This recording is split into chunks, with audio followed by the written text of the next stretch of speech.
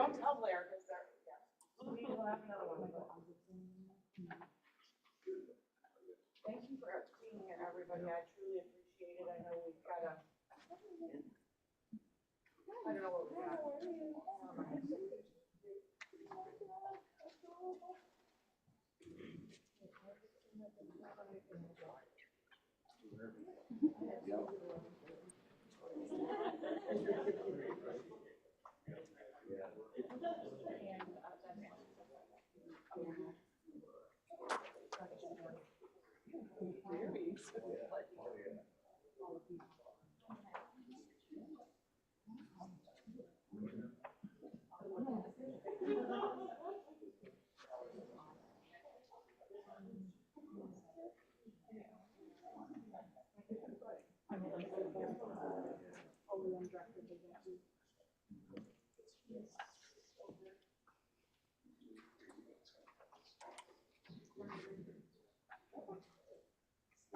We're not quite ready, almost.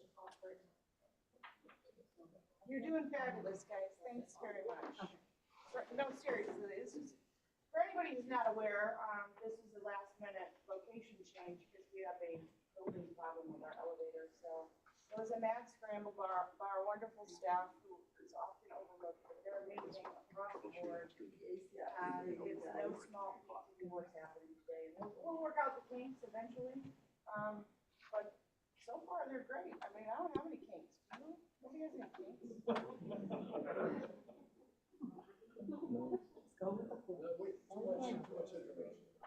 up, Mike. I love you. Somebody has. I do. You know I do.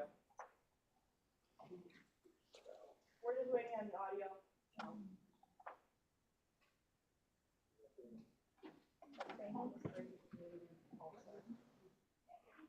We have guests from our other 911 center, which she'll introduce, but.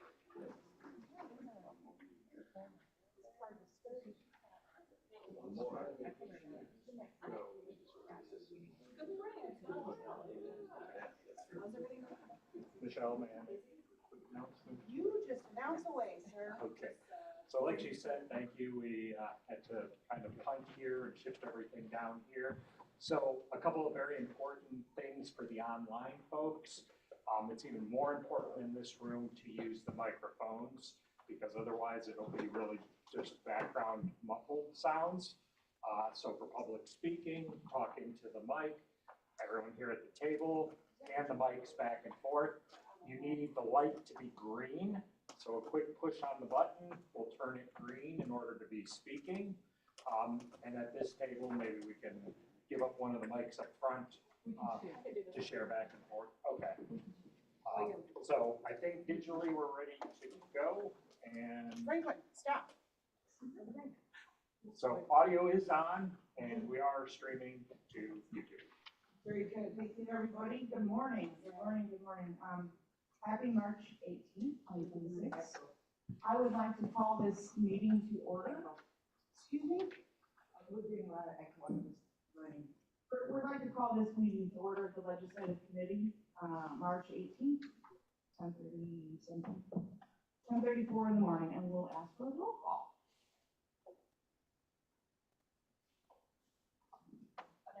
Abatacola present. Bates here. Wright. Right here. Alita. Straffen. Linder. Linder here. Drums here. Thank you. We do have a quorum. I do not have any remote requests that I'm aware of, but I did get a message from Paulina. Should she be able to attend? Is there any objection to her participation? Maybe not be here, but if she shows up, we're gonna let her go. All right, I would request a motion for consent for the minutes of November 19th. Linder moves, request unanimous consent to approve the minutes of November 19th, 2025. Very good, Mr. Linder approves, no objections. Very good. All right, and we do have public comment today. This morning we have Mr. Mark Avalar, who has presented some information to your emails as well. And he will be speaking on this topic for 3 minutes. Mark, the floor is yours. Thank you for being here. Thank you, Madam Chair and members of the committee. I'm Mark Avalar, 31-year resident of the village of Algonquin from County Board District 23. Today, I formally ask the Legislative Committee and the County Board to recommend passage of House Bill 4616 by the General Assembly this spring. House Bill 4616 was initially filed to amend the Community Mental Health Act in order to amend Section 3C, which allows the appointing authority of a community mental health board to remove a board member for clear violations concerning absenteeism, neglect of duty, misconduct, or malfeasance. Sadly, in Dundee Township, where I live, both the current and previous township supervisors have used the section to remove or attempt to remove board members for political reasons. The most recent attempt captured on video during the December 11, 2025 meeting of the Mental Health Board includes the attempted use of law enforcement to physically remove the presiding officer. It failed, but these petty political attempts to remove mental health board members mandates the need for additional safeguards, which the proposed legislation will establish. But there's also something else that needs to be done. Sadly, in the 3 months since my term on the Mental Health Board expired, another equally crucial amendment is needed because for the last 3 months, the Dundee Township Mental Health Board has not even had a meeting. At the end of 2025, 2 mental health board terms expired, plus a third vacancy due to resignation. That leaves only 4 members of the Mental Health Board, and one of the 4 members refuses to attend meetings due to petty political differences.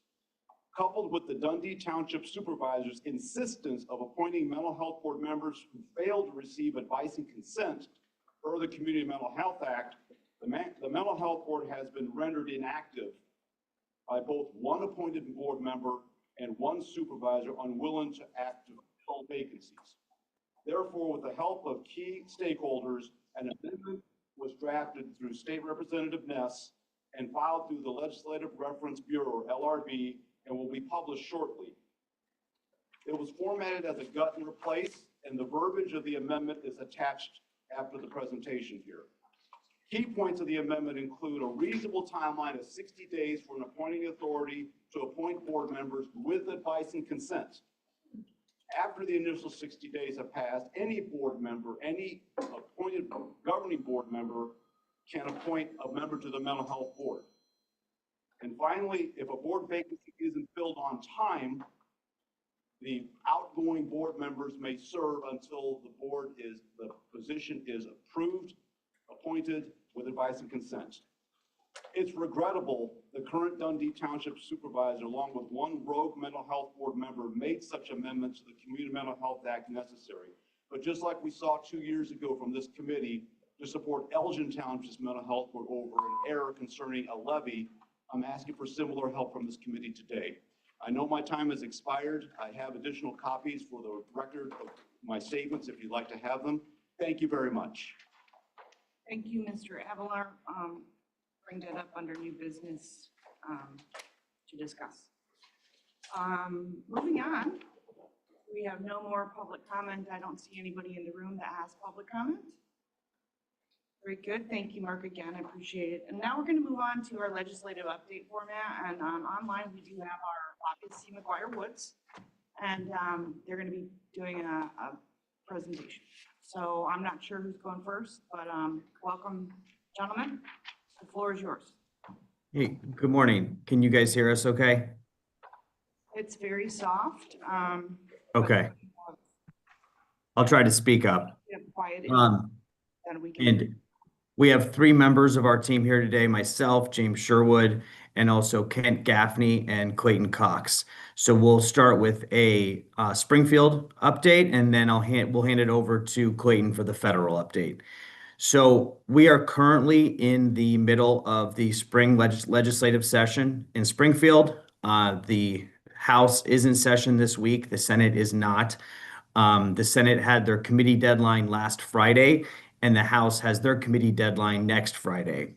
So I think it was a slower start to the session, probably because of the primary, and most of these issues are going to be backloaded and will happen in April and May. So we're still kind of waiting to see what major issues come forward, but I'm going to walk through a list of the major issues that we're tracking for Kane County. We just are kind of waiting to see what's going to gain traction and what's not going to. Big issue that everyone asks about, and I know we talked about this in our last meeting, is data centers and regulations around statewide regulations around data centers. There are quite a few legislative proposals out there right now, the large one being the Power Act proposed by the environmental advocates, as well as some other bills such as reporting on water usage, energy usage, backup generators, etc. This is going to sort of be an end of session negotiation, I believe. The House and Senate are taking two different approaches to data centers. The Senate is going to convene a large subject matter hearing in the next couple of weeks to have sponsors basically present on each of these data center proposals and have a discussion with the industry, the environmental advocates, local communities, etc. We're told that the House, instead of a subject matter hearing process, they are going to have a stakeholder working group, more of a kind of a behind the scenes approach from the House leadership members to discuss what issues they want to consider and then really focus on a few issues at the end of session when they'll bring in stakeholders.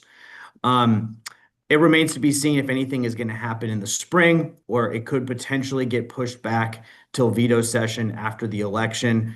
We're still waiting to see what the timeline looks like. But this is a very hot topic. Everybody is looking at data centers as they continue to expand all over the country. Obviously, people are seeing their utility rates go up. And so I think there's a lot of pressure on the legislature to put some statewide standards in statute.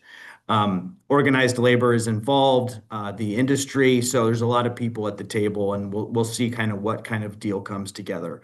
Other thing I would note is that the city of Aurora has a local ordinance, a data center ordinance that they are currently considering. I believe they are going to take action on that next Wednesday. So we're also watching that closely. Aurora obviously has been kind of in the center of this debate for years now, and even issued a 6-month moratorium on data centers, which has either just ended or is about to end. And so they're going to try to pass an ordinance to regulate data centers in the city. So really kind of a statewide leader on data centers with the city. In conjunction, a lot of talk about artificial intelligence, AI regulation. This is really one of the big topics this spring. Similar to the data centers, we're kind of waiting to see what AI issues advance. You may have seen that President Trump issued an executive order a couple months ago trying to prevent states from adopting AI regulations and essentially threaten federal funding from states that do try to regulate AI. He would prefer a federal approach that allows, the U.S. to keep up with other countries in terms of AI development. But I don't think that I think Springfield will probably advance some AI issues, but it just remains to be seen what they're going to do. I think the Senate is also going to have a series of subject matter hearings to discuss the various AI proposals that are out there. And the House has created an AI working group led by Representative Bob Morgan, who they're going to start discussing, or I think they have started discussing AI issues. So just like data centers, we're kind of waiting to get an indication from each chamber as to which proposals they really are going to consider this spring. Couple other things I wanted to mention. You've probably seen that Governor Pritzker has a robust housing proposal meant to increase housing supply in Illinois. The Illinois Realtors are involved in this proposal as well. There are several Senate bills and House bills out there. I think they're calling it the BUILD Act. Those bills have not started to advance yet, and it kind of remains to be seen, but this is probably going to be another discussion in the last few weeks of session as to what the legislature wants to do with housing.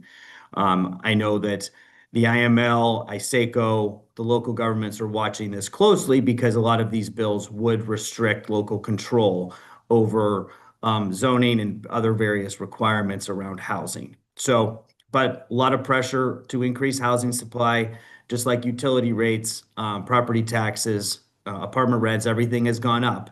And affordability really is the biggest issue this spring in session. All the legislators are hearing from their constituents about rising prices. And so a lot of pressure for the Capitol to do something to increase housing supply. Solar siting continues to be a big issue. I understand. We had a call with the state's attorney's office earlier this week. We're trying to come up with something that we can do to give counties a little bit more control over solar projects. This is a difficult one. You know, there's a lot of pressure to increase energy production in Illinois and to streamline to get renewables on the grid. But we're trying to figure out an approach where we can give the counties a little more control, especially when it comes down to economic corridors. So we'll keep you updated on that. I would also mention the increase to the 911 surcharge. You know, I think it was in 2017, Illinois adopted a statewide 911 program run by the Illinois State Police. At that point, Chicago adopted a $5 surcharge. The rest of the state was $1.50. So it's been almost 10 years since that was passed, and there's an effort now to increase the $1.50 up to $2.50. It seems like I think there's a lot of support for this. I think, you know, the difficult thing is going to be getting legislators to vote for a rate increase. But I know a lot of folks are working on this. I did touch base with the Illinois State Police earlier this week. They seem to be supportive of this. And so hopefully this can gain traction over the next couple of months. So we're focusing on that as well.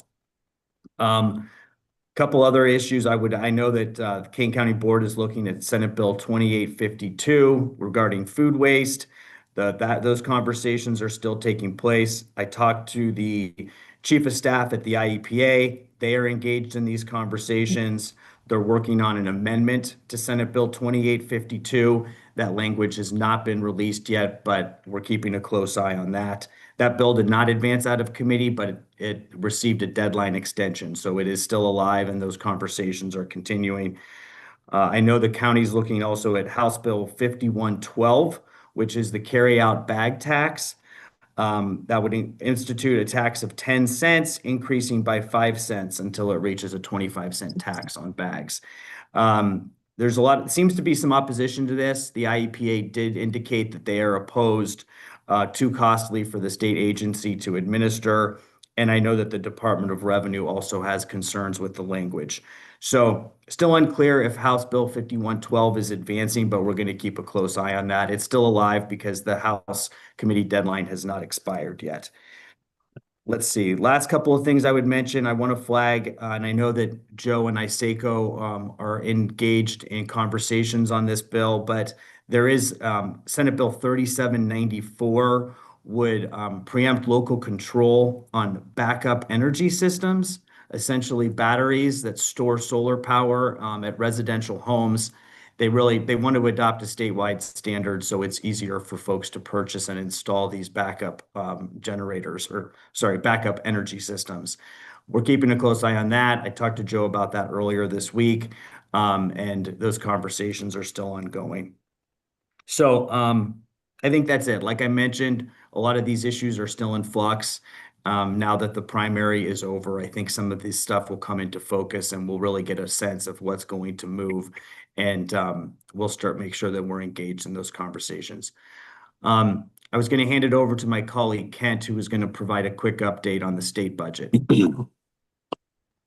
Hello, everybody. Hopefully you can hear me okay.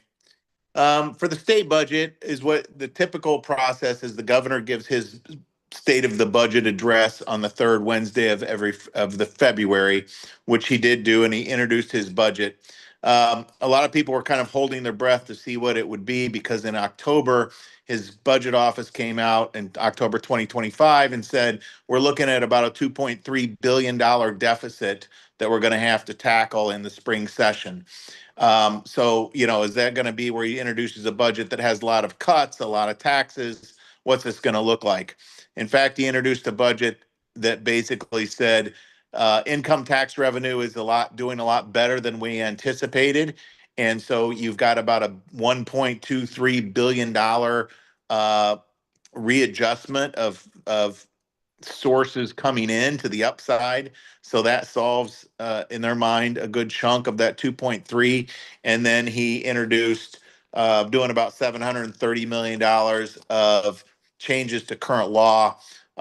Everything from, increasing gaming taxes, taxing social media platforms, as you're probably familiar with, freezing the local government distributive fund for $60 million, and redirecting some taxes on candy and soft drinks that were used in a 2009 capital bill.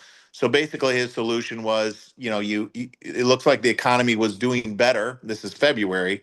So we're going to do better on our revenue coming in, and we're going to tax gaming and social media are two of the big increases there. These are not bills yet. As the process is, once he introduces his budget, the House and the Senate have appropriations committees where you bring in the state agencies, Department of Transportation, Department of Corrections, and State Board of Education. They testify and answer questions on their submitted budget request. The legislature has those hearings and they hear that. And then around mid-April, it starts to have more serious conversations of trying to really get a handle on what the total spending package is going to look like, and then how much revenue you need to fund that.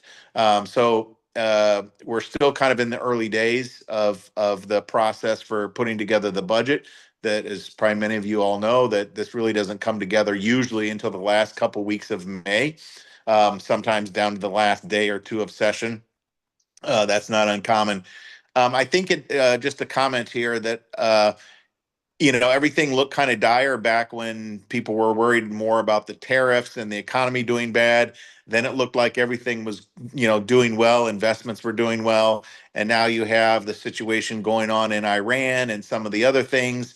And so, and then the Trump White House has saying that they're going to block some federal funding for some human services programs. There was something out yesterday for the Department of Transportation, some kind of audit investigation. So it really is a murky budget situation right now because the economy is not really on stable footing, and trying to put together a budget of what it looked like 2 months ago, it looks different today, and it probably will look different by mid-May. So the negotiations are, like I said, they don't start really seriously until mid-April, and that's kind of where we are in the process of appropriations. And Go ahead. sorry. I was going to say one thing I wanted to add with it. Kent mentioned in the governor's budget address, he did propose a 2-year moratorium on the sales and use tax exemption for data centers. Yeah. I know that got a lot of attention, so just wanted to flag that. Sorry, Kent. Yeah, no, that's it. So for the budget questions or for the budget issues. Real quick on the deadlines, I think it's always important for the substantive bill deadlines.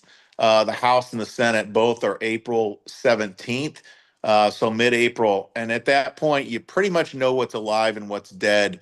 All the House bills have to get out of the House and go to the Senate. All the Senate bills go to the House that have passed committee and passed on votes.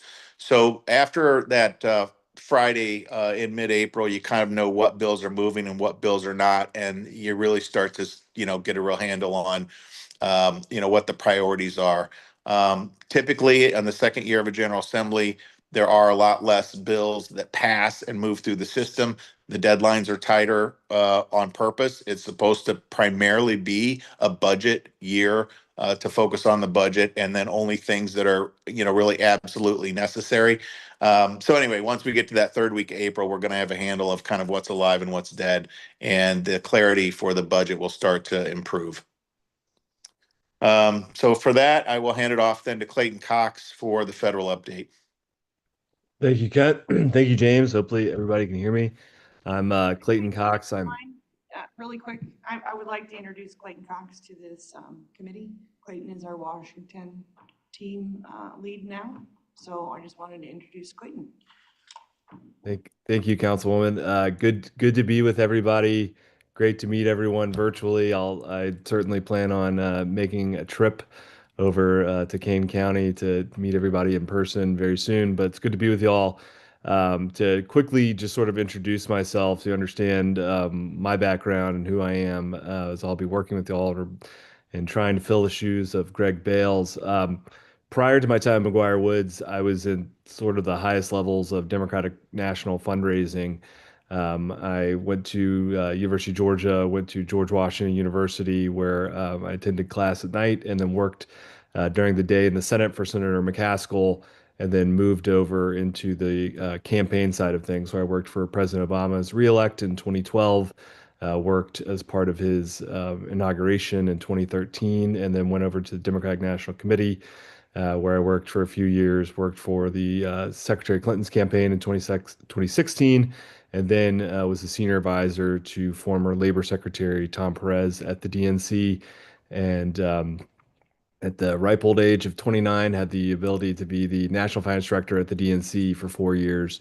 So I ran fundraising for the Democratic National Committee, traveled the country, and helped President Biden with his election and campaign in 2020. In 2021, I moved over to McGuire Woods, where I've focused largely on helping bring down federal dollars to public institutions and public organizations. So I work with a good deal of local governments across the country, work with higher ed institutions, and also work with some nonprofit organizations and a few other advocacy groups. So working with Kane County is something I'm very excited about, and it's sort of right in my wheelhouse of my skill set. Was very happy last year to bring in over $20 million to various clients of mine, and look forward to hopefully bringing that success to Kane. And we've already hit the ground running with a trip to DC, which we'll talk about in a second, and some other successes and wins that we'll get into. But I'm very excited to be a part of this team and to continue the growth and continue the work that we've built upon. Y'all should have some slides that I prepared. If not, I'll just kind of keep moving through with them. Our first sort of piece of good news, we wrapped up earmark season for FY26. Normally, we would pass the federal budget at the end of October 2025 for 2026. Obviously, they kept doing what are called continuing resolutions, and that got pushed into 2026. So we're actually funding the year that we're in. At the FY26 congressional budget, we were able to get 2 earmarks in for Kane County, which is really great. One thing I think Kane County should feel very good about is sort of your average earmark these days is around $500,000 or so. Both of Kane County's earmarks that they got in the appropriations bills were for $1 million plus. And so Kane was able to get $1 million for the forensics laboratory upgrade at the coroner's office. That will be used to purchase new equipment, validate DNA equipment, and implement a laboratory management system, which will help clear case backlogs and help make a more streamlined process. That was for $1,031,000. That was through Congressman Foster and Senator Durbin's office. We were also able to secure $1 million for the state's attorney's office for technology upgrades. That was through Congressman Krishnamurthy. That one will help modernize technology, case management, and secure other infrastructure with the state's attorney's office. So I think those are some really big wins for Kane County, and saying objectively, working with other local governments, those are larger earmarks. So well done there. To quickly tie into our recent DC trip, we had folks in town for the NACO conference. I was able to take around and had the pleasure of getting to meet Councilwoman Molina, Gums, and KDOT Deputy Director Rickert. We went on the Hill for 2 days. We were able to see and thank in person our members of Congress. We saw Congressman Bill Foster. We saw Congressman Krishnamurthy. We sat down with Congresswoman Underwood's chief of staff, and then we also participated in a meeting with ISACO and interacted with both Senators Duckworth and Durbin, and then had some one-on-one time with each of their staffs to kind of go through our priorities, things that are on our minds, and then just make sure if there's any other priorities that they have coming down the pipe, want to make sure that we know about them, and sort of talked about the upcoming year. We are, as I mentioned, one earmark season is over and we are now into the next one. So we have already begun working with and sourcing projects from Kane County's department directors and leadership. So far, we have submitted two earmarks. We've got one for Disaster Ready Kane, another that is for the Farmland Protection Program. And I've been working with the first one, Disaster Ready Kane, been working with the Office of Emergency Management. The Farmland Protection Program is about $1.2 million. We're submitting to Congressman Foster and Senator Duckworth. Been working with the Kane County Development and Community Services Department, and that goes towards the program that Kane County has of keeping farmers on their land and other services, technical assistance, things like that. So we'll be aggressively pushing those things. To give a general sort of update on DC, I think I would sort of put how we will be functioning going forward into three buckets. Number one, playing defense, making sure that we're preserving all the money that Kane County receives federally. One thing I've talked about with the Kane County team has been this is sort of a best practice I've picked up from some other clients is doing an audit of every dollar that Kane County receives, make sure we know where, even if it's through a sub-grantee, making sure we know where that money's coming in from the federal government in the event that something gets turned off, in the event that the federal government makes some sort of decision to pause funds, as happened a lot last year. We just need to know that. We need to go in and be as armed as possible so that we are able to notify our congressional delegation. A second bucket would be going on offense. So that's doing things like applying for earmarks, going after federal grants, getting letters of support, making sure that our congressional delegation knows what our priorities are and what sort of things we need help with from the federal government. So that they're on the lookout for those grants and we can sort of act as a partner in trying to bring that money to Kane County. The third bucket would be just making sure we're involved in conversations as some of these big federal pieces of policy come down. There's going to be, potentially an ag bill reauthorization. There's some housing bills out there. We want to make sure that Kane weighs in if we've got an opinion on the matter. To be frank, it's kind of hard as one county to sort of change a huge piece of federal legislation, but this is where we can use our partners in ISACO and NACO and making sure that we're sort of speaking with a unified voice. To give a general DC snapshot of where we are right now, like I said, we passed 11 of 12 appropriations bills, which was actually being ahead of the game for the last few years. Last year, we had passed a continuing resolution, so the earmarks and things that we had in the bill did not advance last year. So this year, we were lucky to get 11 of 12 appropriations bills passed. The 12th that is not passed is the Department of Homeland Security. That bill is going back and forth between congressional Democrats and the White House.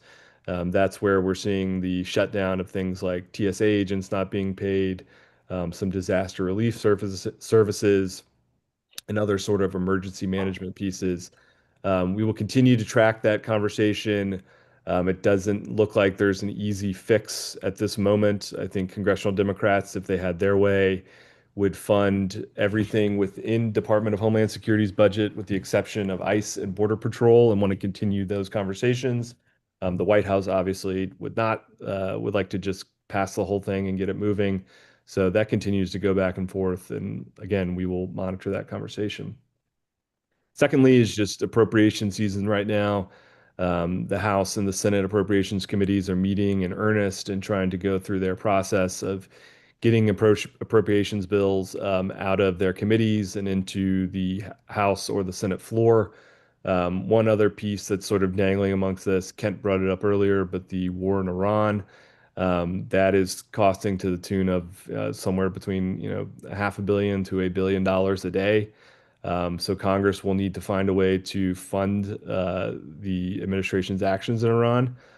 So there's talk of an Iran war supplemental. You might see some other loose ends get tied up. Another thing that's not on here, but is always a potential, is a second reconciliation bill. last year, congressional Republicans with President Trump really went hard at a reconciliation bill that they ended up calling the One Big Beautiful Bill Act. That was a combination of cuts to Medicaid and other programs, which were offset with tax cuts that sort of, I think, skewed more towards the corporate end and higher earners. So there's possibility of another reconciliation bill with some loose ends that were kept out from last time. The margin in the House and the Senate is very, very tight. In fact, the margin in the House is getting tighter by the month as different members retire and come in and out. So it's very, I would say, unlikely that another reconciliation comes down the pike, but we will monitor that situation and see how that goes. Other things, just obviously everyone knows this, but midterms coming up in a few months. So a lot of Congress will sort of focus on the things that they have to get done, appropriations, any large bills that need to be reauthorized, like the ag bill. They'll move to the things that they have to do and less of the things that they want to do in an election year. They basically take off once it hits the end of September. So I would look for less to get done in this Congress, especially with the tighter margins. As far as if any legislation does move outside of appropriations, I would look at the 21st Century Road to Housing Act that was passed last week by the Senate. Relatively bipartisan bill sponsored by Senators Scott and Senators Warren, two people that typically do not work together in legislation. So it shows, I think, the breadth and the seriousness of the housing issue. That has to go back to the House because there are some changes that were made to it when it originally passed out of the House. It's kind of stalled right now in the House, so we'll see what happens there. There's some implications for how HUD dollars will be spent. Basically, it's sort of the federal government saying we want to see more pro-development policies, we want to see laxer zoning, other things that can affect a local government. That is continued to being looked at, monitored. NACO is trying to change some of these provisions to be less cumbersome on local governments. The other piece of legislation, the president's pushing this one, is the SAVE Act. That is the legislation to add not just voter ID for the upcoming elections and elections going forward, but voter ID that must be tied to citizenship. So that means having to pull out your birth certificate in order to get your voter ID license. And among many other, there were restrictions on mail-in voting, many other things there. That does not appear to have the votes to pass the Senate right now, but the president is pushing for sort of repealing or reforming the filibuster in order to get the SAVE Act through the Senate. There's a lot of pushback there. I would say right now it's probably less than 50-50 that the SAVE Act gets through. It will go to the floor this week and likely fail. The third piece of legislation you will see is the Farm Bill reauthorization. That expires this year. It will be, I think, it's gotten through the House committee. Again, it's a huge piece of legislation. It may be hard to get through. They might just sort of kick the can down the road a little bit on it, but that involves everything from rural development grants to SNAP funding to agricultural policy. So we will continue to watch that piece of legislation move through. And then the final thing I think that we have to watch, we saw a lot of this last year, is the administration's actions. What sort of things do they want to push through? Obviously, the president is very big on putting out executive orders. A lot of those things end up getting litigated as they're not quite, they don't have the strength of laws passed by Congress, but these are things that the White House wants to see done, and they will use the full force of the federal government in order to get done. The most recent example of this, they established a fraud task force that is chaired by the vice president this week. They will be looking at things like Medicaid fraud and other benefit frauds. Still sort of nebulous as to what exactly that looks like, but I think this is one thing the administration will sort of key in on as the midterms heats up and trying to find other pieces of so-called fraud out there and trying to hold up some pieces of federal benefits that are being handed out by the federal government. The final piece I think you should expect to see from the administration is the implementation of the One Big Beautiful Bill Act. This will largely come in the form of reforms to the SNAP benefit program and then to Medicaid. They will hand down new sort of work requirements in the next few months, other reforms to Medicaid and how states hand out those programs and things that they want to see done. That will obviously be something that I think a good chunk of states will push back on. We'll probably see some litigation from blue states and their attorneys general. None of these things are really sort of the final word, but we will continue to pass those along as those conversations are happening and as those executive orders come down the pike. But that's sort of the major pieces of legislation and executive actions we expect to see this year. On a final note, please feel free, reach me anytime. I'm hyper available, always by my phone. So anything you need, please let me know. And greatly enjoyed being a part of the Kane County team for the last couple months, and look forward to meeting and working with all of you even more. And happy to take any questions. Thank you. Does anybody have any questions? Madam Chair.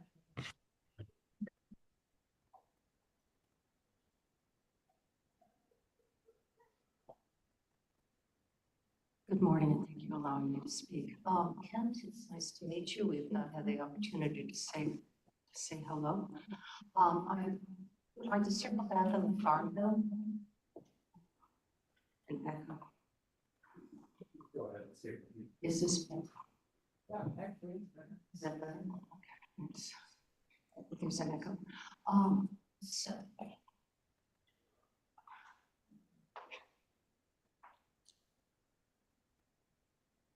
Is that better? Yes. A little bit. All right, I'll go ahead. Not to delay. I'm having a hard time hearing. I'm sorry. Yeah, no, there's a huge echo in the room. Yeah, we're working on some echo issues. Does anybody need this microphone turned on their computer?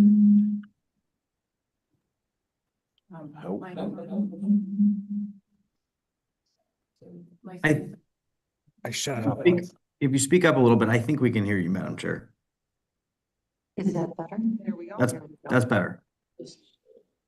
Somebody's computer or something was going on. So we're having, I know the Farm Bill includes the SNAP benefits, and just to bring it back home, our food bank pantries and our food bank are getting smacked. Not only is food gotten very expensive and will continue to go up in price, but we do know that we have a drop of employment opportunities that is happening throughout Kane County and the region. And that is probably replicated throughout certainly Illinois, the United States perhaps as well.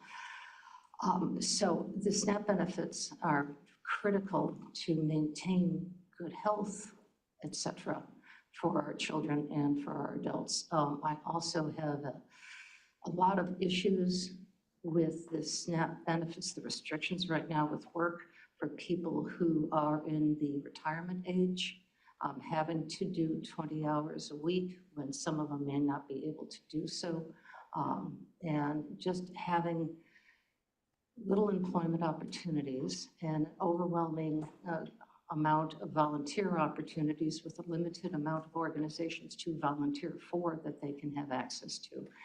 It's a conundrum, it's a challenge. It sounds idealistic, but it's very challenging. So I hope that as we go forward, we can monitor that very carefully and get back to us, because it is impacting our residents as we speak. Thank you, Madam Chair. Just to speak on that a little bit, I know our chair of the Ag Committee has been in communication specifically on the Farm Bill, so I know she's in tune on it as well. And do you guys have anything else? James, you got anything? I know we got Joe on the line. I don't know if you guys want to interact with him as well. Joe McCoy from ISACO. Yeah, and Joe, I know has an issue regarding veterans. I didn't want to step on his toes, so I left that out of my presentation because I know he's going to address that in detail. I don't know if you wanted Joe to do that now. Yeah, if you guys don't have anything, but if there's interaction, by all means, I want to thank you. First of all, before we go any further, I would like this committee to know one thing about our new Washington team. As you know, when Ms. Molina and myself and Tom were in Washington, we had a weather event. Our Mr. Cox, his flight got canceled. And he had a medical issue, but he jumped on a train for 14 hours to come to Washington for Kane County. So I just want this committee to know that they're really, you know, that, to me, that's pretty cool. So, and then also, Clayton, I don't know if you want to answer this before we get to Joe, but we have a room full of 911 folks here, 911 dispatcher folks and the leadership. We, while we were in Washington, as you know, some of you may know, I advocate for the 911 dispatchers to become first responders. Ms. Torres was not available for that, but I saved the best for last. So when we were in with Senator Durbin, since he is going to be retiring, I would love for him to champion this. So he got a lot of that information. And Clayton is the one that set up all of those meetings for us. You know, if you're not at the table, you're on the plate. So thank you. And Joe McCoy from ISACO has some things that he wants to say as well. I asked him to discuss one issue that's kind of a big deal. Well, thank you very much. First and foremost, can you hear me okay? I can hear you, yes. We Okay. got very quiet in the room, but yes. Okay, wonderful. Well, good morning, and it's great to be with you this morning. And most of all, I wanted to extend, on behalf of myself, our staff, and our board of directors, a sincere thank you for your membership and the support that Kane County has given to ISACO over the year and continues to give. We very much appreciate it. I also wanted to mention that was a fantastic report by my friends at McGuire Woods. It was very thorough, very detailed. Great job, all of you. And they hit on a lot of very important issues, and I appreciate that. And I think you're well served by reports such as that. As I understand it, my purpose in today's meeting is to talk about Senate Bill 3646, which is a proposal in the Illinois Senate that seeks to fundamentally rewrite how counties interact with Veterans Assistance Commissions, or VACs for short. There are some provisions in the bill that ISACO does not find objectionable. For example, there's the creation of a jurisdictional Veterans Assistance Commission to provide VAC services to underserved areas around the state. We think that has some merit and it may be necessary. But much of the rest of the bill, unfortunately, is problematic to say the least. And of course, we all support our veterans and we want to do right by them, but the bill is really a direct legislative response to a 2025 court ruling in Sangamon County. It was a circuit court ruling that favored county oversight over the autonomy of the Veterans Assistance Commission in Sangamon County. So Senate Bill 3646 effectively attempts to bypass that ruling by stripping county boards of their fiscal oversight and in its stead replacing it with state-mandated spending and some punitive legal measures against counties. So there are a couple of different ways that this legislation would affect your county budget. First, it would expand benefit eligibility. It would broaden who can receive assistance to include almost any veteran without a dishonorable discharge. This is going to increase caseloads and administrative demands, and yet the bill provides no state funding to cover this expansion. Second, it would create a funding floor. So currently, boards have the discretion, the county boards have a discretion to negotiate a budget based on actual need of the VACs. This bill would mandate a minimum appropriation of 0.02% of the total equalized assessed value throughout the county, regardless of whether the VAC actually needs that much money to operate and to fulfill its mission within the county. To make matters worse, the bill would prohibit using the specific tax levy that would be designated to generate that money for office space, furniture, or supplies. Those costs would have to come directly out of the county's general corporate fund, which would force the counties to cut other public services or possibly raise other fees to bridge the gap, or a combination of both. I'm going to pause for a moment. Okay, I'll continue.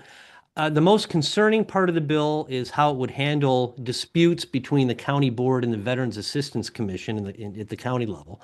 If a county board denies a funding request, the bill introduces a lopsided arbitration and litigation process into that system. The Attorney General's office would be inserted into the process via a new Veterans Assistance Provost who would oversee the disputes.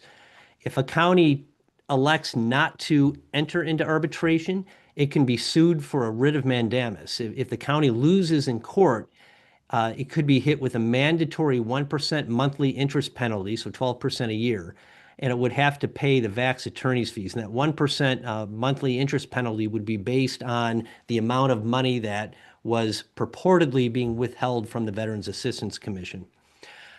Crucially, this penalty only applies to the county. It only goes one way. The VAC would bear no risk if their request is found unreasonable, and it's clearly being placed into the legislation as a tool to pressure county boards into capitulating to the amount requested by the VAC.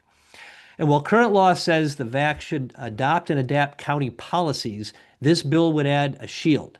It would state that no county policy can be construed to control a VAC's operations. So in practice, this would mean that a Veterans Assistance Commission could ignore your county's standard procurement or personnel rules. ISACO is opposed to the bill as introduced. I had mentioned that there are some positive provisions within the bill that I think that we could seriously look at. We did have a productive conversation with the Senate sponsor a couple of weeks ago, and he indicated that he'd like to see the bill negotiated over the next several months with the goal of all parties being able to go neutral on the legislation. The specific timetable he gave me is either working through the spring and trying to have something negotiated by the end of the spring, or if need be, working on it through the spring, over the summer, with the goal of trying to have something ready to take a look at for the veto session. The bill is presently in the Senate Rules Committee with an extended deadline of April 24th of this year. And that's kind of the general overview, and I'd be happy to field any questions that you might have about this legislation. Joe, thank you for that. We do have a question from Vice Chair Roth. Go ahead. Thank you, Madam Chair. I'm Roth here. Joe, you mentioned their minimum, that we have to pay. You said 0.02. And we can take it offline, but what would that dollar amount be? Versus what the county is currently paying?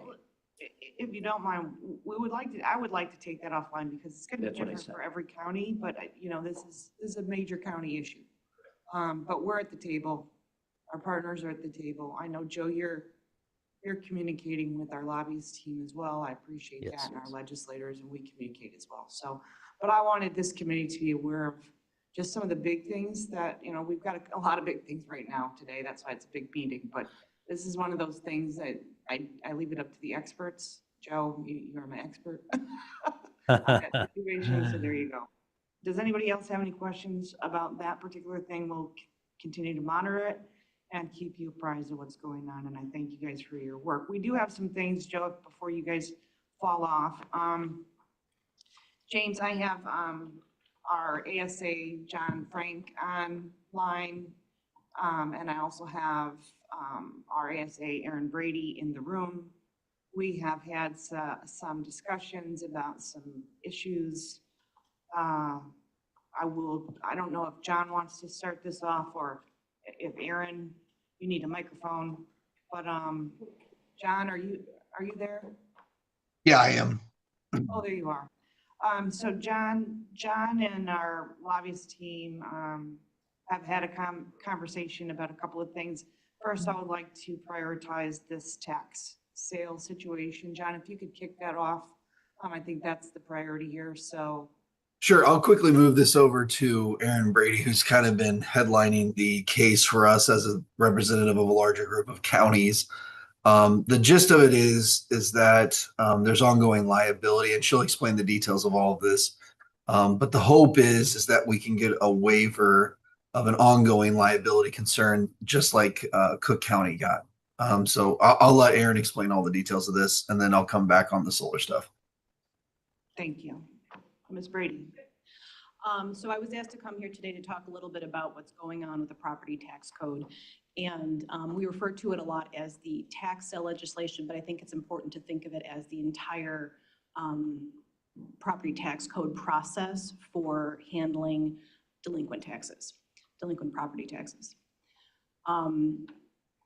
Right now, as it stands in Illinois, the law is and has been that if a property owner does not pay their taxes by the final due date, installment date in September, in October of every year, the county treasurer's office, through our office, goes to a court hearing for an application for judgment against all of the delinquent properties.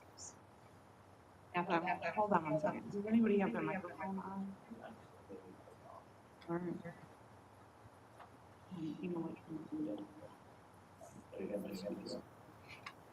So, I'm not on audio.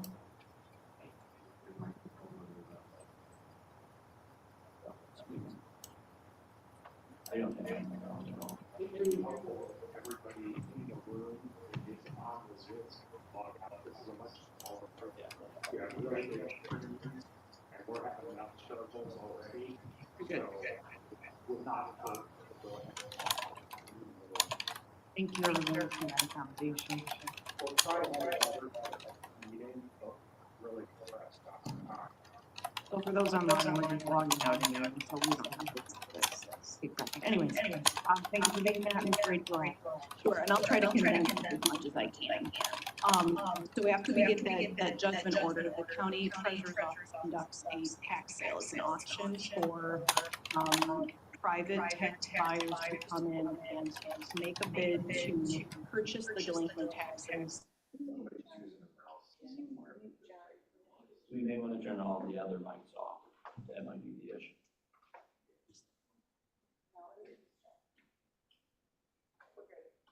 Sorry about that. We're good again. Sorry, I'm so sorry. That's okay. It's such an important issue too, so. And it's really complicated, and so as I say, I'm trying to keep it as condensed and bare bones as possible, but there's a lot to it that is necessary for understanding what's happening now.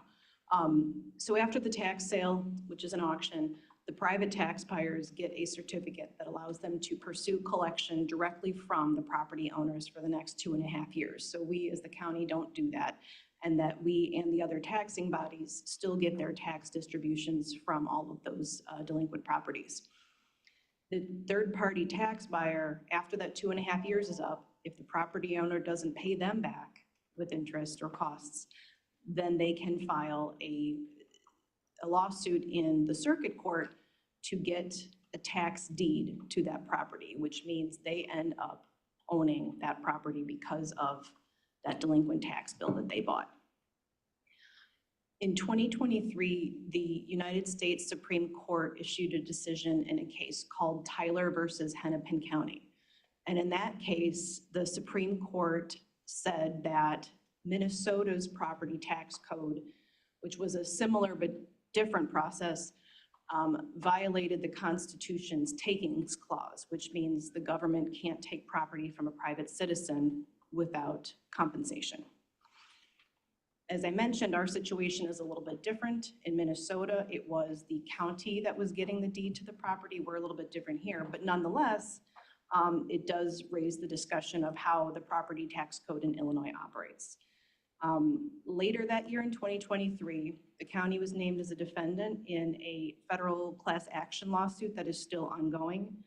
I won't get into it too much because it is ongoing, but it has raised a number of the questions about the Illinois tax sale system as were raised in Tyler versus Hennepin County. There is also a separate class action against Cook County in federal court, and in December of last year, the federal court held that the property tax code as it pertains to this process is unconstitutional for the same reasons identified in Tyler versus Hennepin County. And so while that case goes on and is set for trial in April on some damages issues, we in the county continue to defend our lawsuit as well as a similar one that was filed in the Southern District last year. And I bring all of this to you today to discuss, any reforms that are being made to the Illinois property tax code and to answer any questions that the committee might have. So thank you, Ms. Brady. I know, just for the purpose of this conversation, our State Street, our ASA John Frank and our team has had this conversation. So we are going to, maybe James, if you have anything you'd like to say about what actions potentially we can take. This is a bigger deal, I think, than I understood, Ms. Brady, originally. So I'm glad that you're here to give the information. I will just have you know that our team is on it, and I wanted you to present. And if they have any questions, they'll work with you directly and John directly. But I don't know if anybody has any questions here, or James, if you have a comment as well. I was just going to say that I did speak to Joe McCoy about this the other day. He had some helpful background as well. And there is an organization, I'm sorry, Joe, I'm forgetting the name of the organization we discussed, but they are pushing for an exemption beyond Cook County that would include Kane. Is that right, Joe? That's correct. It's our partner, the United Counties Council of Illinois. We work together on a lot of issues, and they have engaged through their contract lobbyists some expertise to try to craft something. They share some of the concepts with us, but the goal is to try to craft a solution that we believe that most of our counties will abide by. And so we have worked extensively with the lobbyist that this organization has hired. And so we're going to partner with them and push forward as a group. And John, as soon as I see some language, I'll share that with you to make sure that this addresses our concerns. But it sounds like it will. And if so, it's really helpful that we have a broad coalition pushing in the same direction.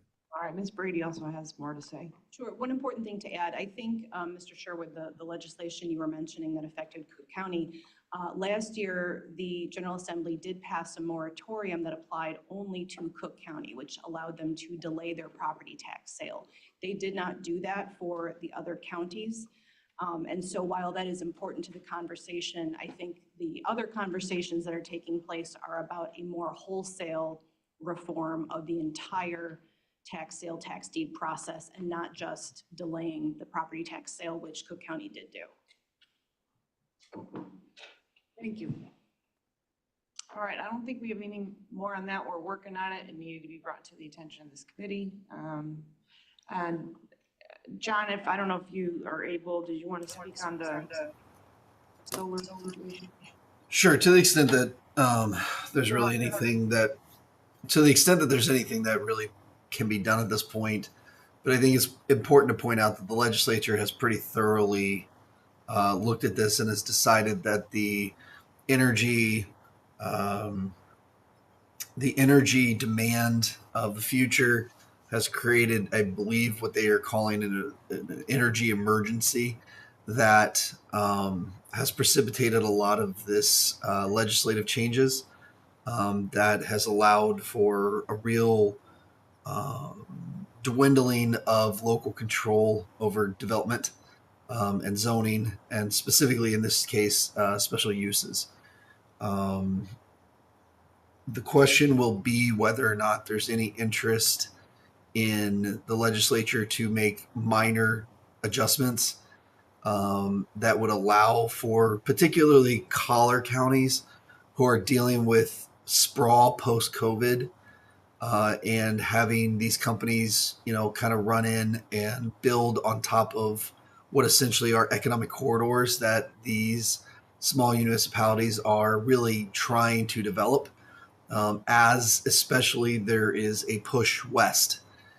So, as we all know, 20 years ago, nothing was past Randall. Well, obviously that's no longer the case. And there's a massive, growing population between the LaFox area and all of that. The problem is if there is a continued push for solars, and look, we love solar. We think it's a great thing for the environment. But when they're jumping onto properties that are basically being pushed for economic corridors, that creates a real problem for development, because essentially a Menards is not going to want to come in and be completely surrounded by solar when they would prefer to have restaurants and other type of attractive area, attractive businesses.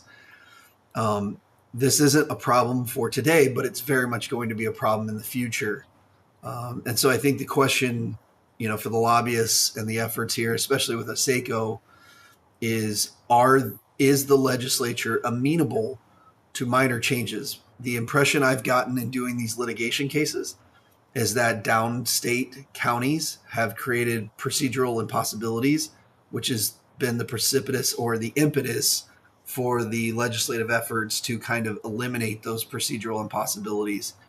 The problem has been for counties like Kane, who are pro-solar, but also want some semblance of reason in its county.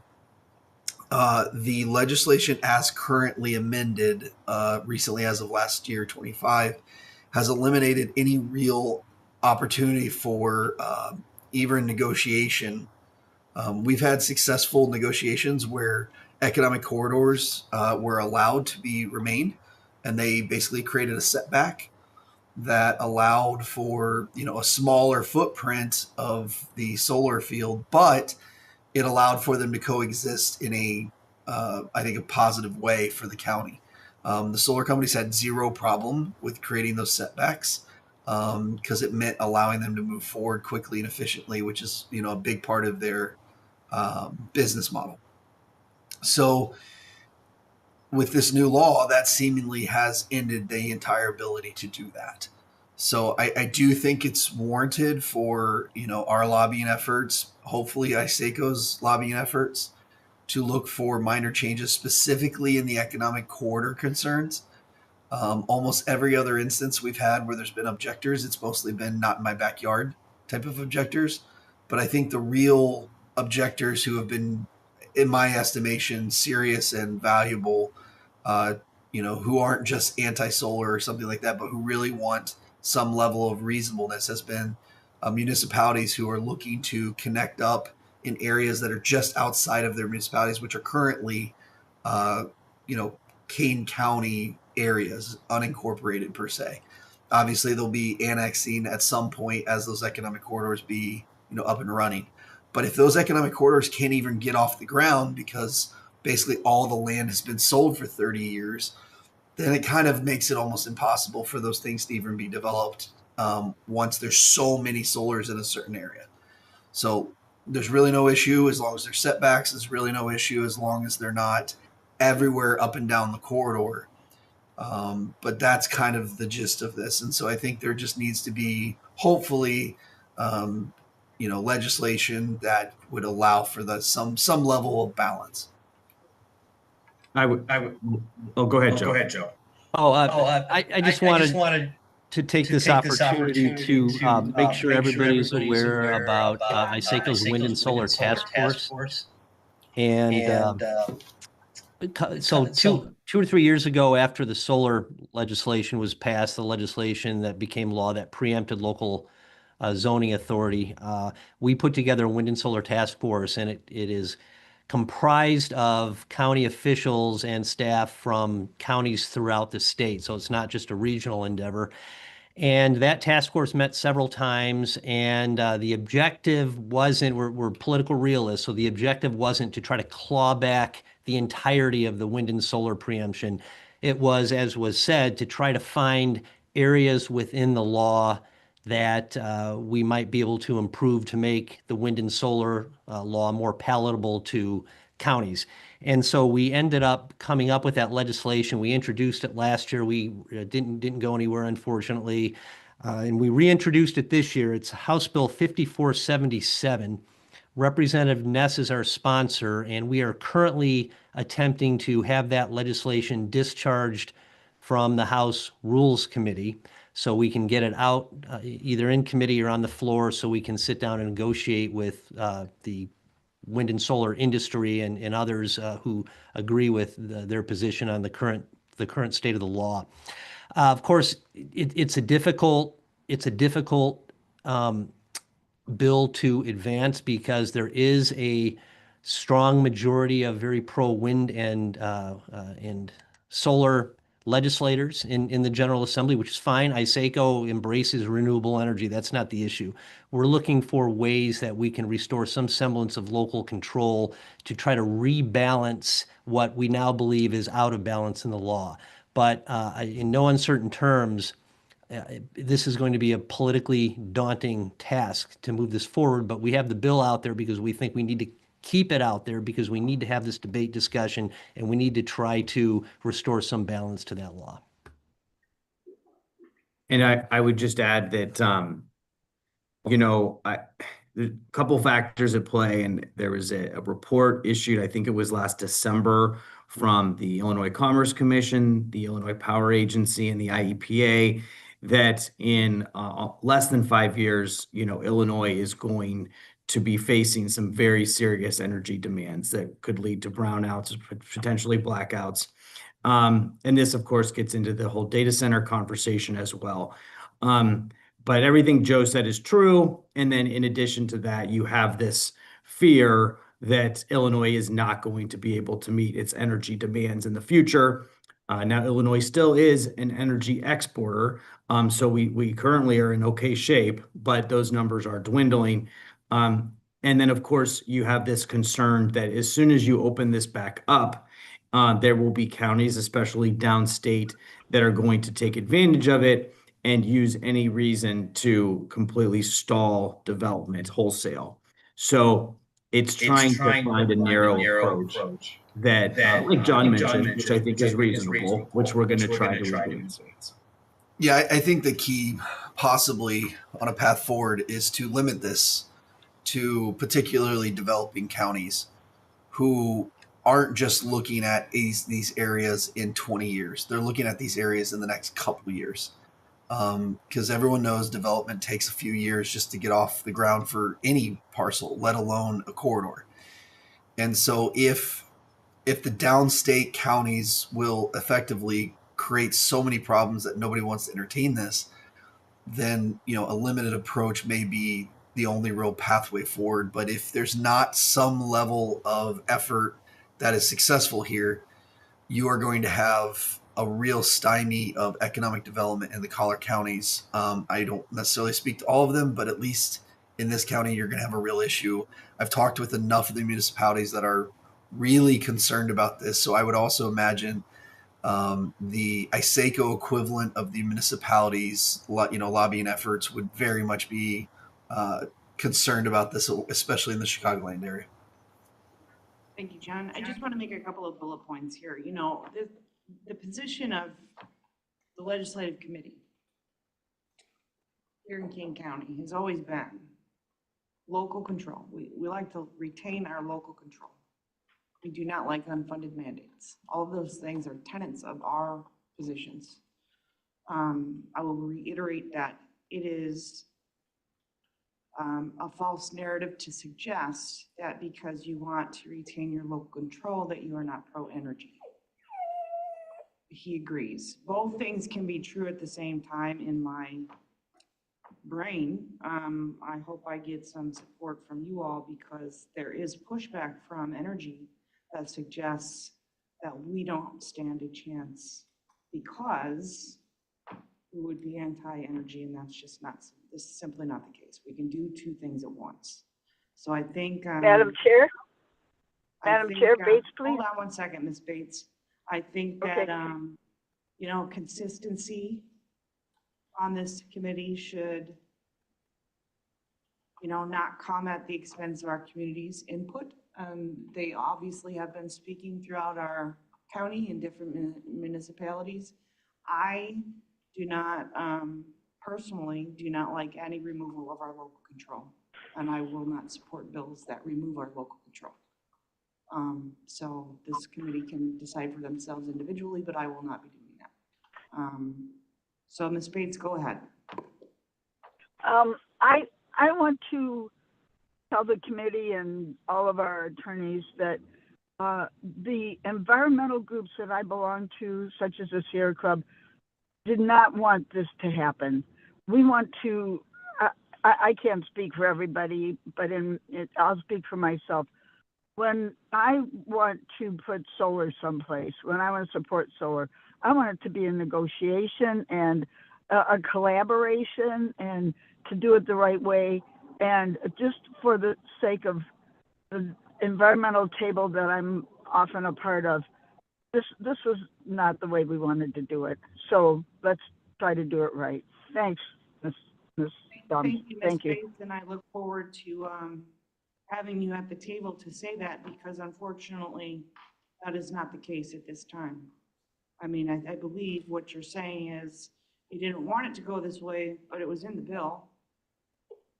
So let's make sure those things happen so we don't have to fix them, like the Safety Act. We have had to fix a lot of things, right? That's just my opinion. So if anybody has anything else to say about that, but I'll get off that topic now. I do have a question. Ms. Abacola, go. Yes, it's Jennifer Abacola. Are municipalities' comprehensive plans effective, honored on any level when it comes to this subject? Madam Chair, I'm happy to answer that if you'd like me to. Yes, Mr. Frank. I think the answer, frankly, is no. Not under the current set rules as the legislation has been amended. I hate to say it this way, but there seems to have been a very conscious effort by the lobbying efforts of the solar companies who have quite a bit of money and lobbying efforts to take any legal argument that was used to kind of stymie some of their efforts. And stymie is not quite the word. Some were used to stymie. Some were, reasonable requests for local control. That language was essentially eroded out of the statute. And as such, there really is effectively no local control anymore at all. And to the extent that a county would try to exert any kind of local control, they run a significant legal and liability risk in that the state, there's a commission that essentially the appeal would be taken to, and they could institute all kinds of fees and penalties, inclusive of attorney's fees, delays of development, that theoretically it's unsaid as to what officially would be able to be used against the county for liability. But because of that lack of specificity, most lawyers will tell you it's kind of potentially large. And so any county would be, well, I should say it this way, any county should be very, very concerned to take any kind of effort to stop a local solar facility for any reason other than physical harm or safety, where there's a clear risk of harm to somebody, which I've yet to see that type of a situation come up. So that's the long. The short is no, there's no local control anymore. Chair Gumbs, may I make a comment? Yes, go ahead. In our Monday News and Views e-newsletter, we had reported on March 10th, 3rd District Appellate Court decision. It was the decision in Equity Solar Illinois versus the County of Grundy. And in that decision, it was really the first state appellate ruling to clarify the limits of local government authority over renewable energy siting. And unfortunately for counties and municipalities, the court affirmed that under the state's solar amendments in the 2023 enactment, in this case to the county's code, local counties are legally required to issue special use permits to commercial solar energy facilities that meet the state's uniform standards, which, as we know, effectively strips counties of any discretionary power that they once held to deny such projects based on local preferences. So that court case went against us pretty hard. I can even add to that, which is... Hold on one second. Mr. Baticola, did you have a follow-up?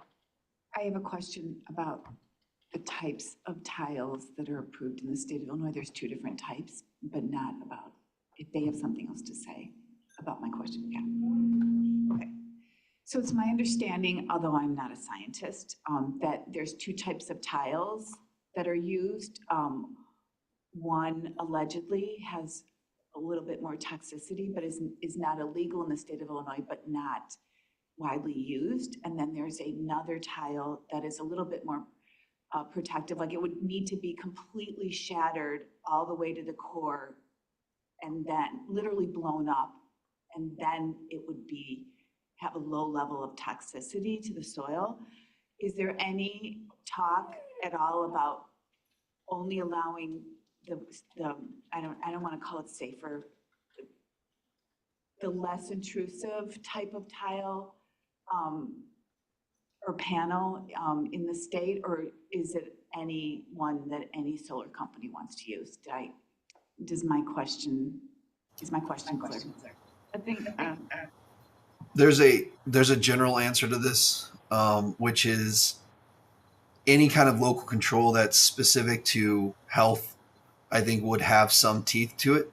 So you could require certain things, but you'd have to be able to show scientific evidence to say that a certain type of tile is a problem or anything like that. So it's not the specific question because I don't know the environmental thing you're talking about, but generally under the law of this, the issue is health and safety are still considered, a control allowance.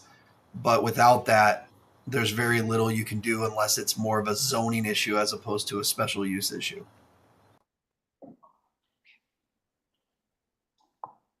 So what you're saying is there's not much we can do about it. Yeah, that is what I'm saying. The bigger issue, believe it or not, Mr. McCoy is absolutely correct. The Grundy case was the one I had some level of hope for to get some kind of a balance in place. I had talked with counsel for Grundy County. They had made a lot of the same arguments. In fact, all of the same arguments that we had made in the cases that we had filed against us, because the way the statute used to read allowed for specific compliance with the larger act, which allowed for us to have local control. They specifically changed that word from act, I think, to statute, which essentially eliminated the compliance part of the larger county's code and the larger environmental code on this issue and narrowed it all the way down to that specific statute, which Mr. McCoy had accurately reflected. So any kind of efforts, unless you can show scientific evidence that there is in fact harm that would be done, we're as far as the county, we're kind of done. And it's turned a legislative process for the local county into more of a ministerial process for staff. Okay, one more quick question, really fast. So it's my understanding that there's some local, a solar field, a solar project needs to be placed near a ComEd certain type of box. Is there any talk of funding or helping out to move those locations into more strategic areas that do not affect the GDP or our ability of developing corridors, like to help out in that area so that they can be moved off the highly profitable areas or places that municipalities want to grow? It seems like there's a little bit of a constraint because of where these boxes are that the solar projects need to plug into. There is a natural tension between the needs that ComEd has required of solar facilities and the costs associated with connections. In fact, we've had a case that we were litigating for a long time that died, not because of the litigation, but because ComEd increased the cost of connection. The costs of connection are a matter more of distance than anything else. You are correct that those boxes do matter, but the creation or the movement of boxes would be even more cost prohibitive than just simply connecting to the current ones. So what you have is an extreme desire by these companies. And just so we're clear, most of these companies are not the ones that will actually build the fields and run them for 25 years. Most of these companies are more like prospecting companies. Their job is to get the property. Their job is to get an owner who's willing to let them go on the land.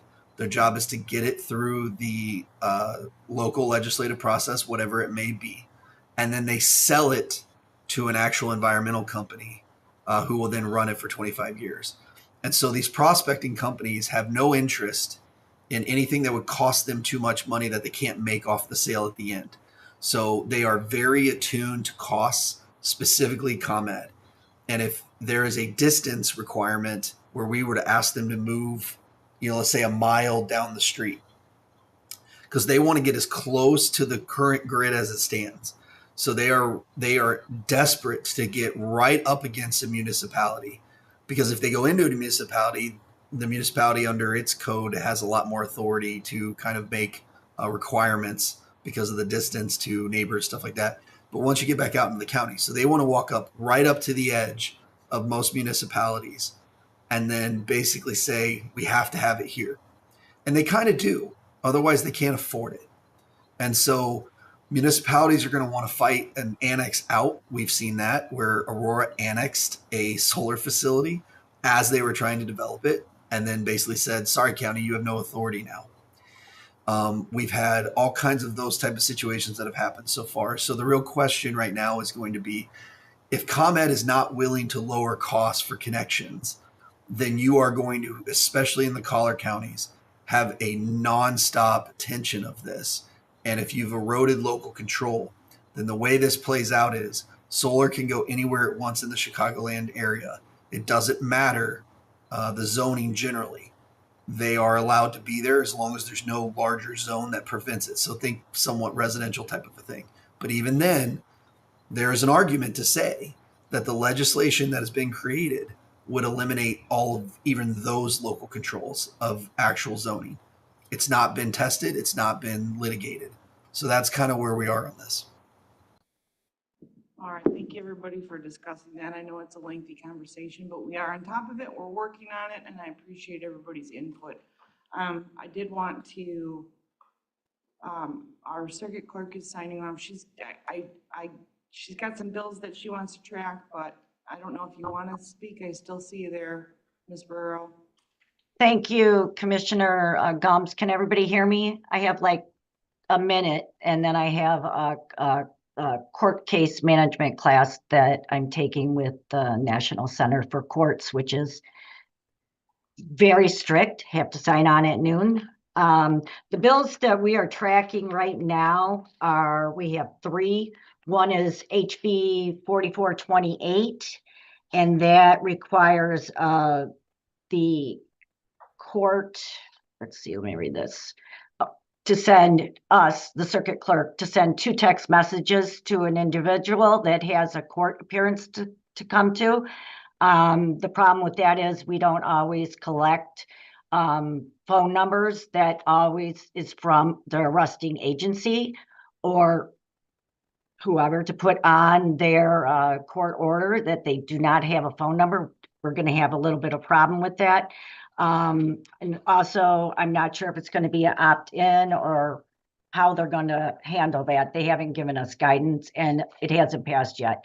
The next one is HB 4312, and this is regarding domestic violence.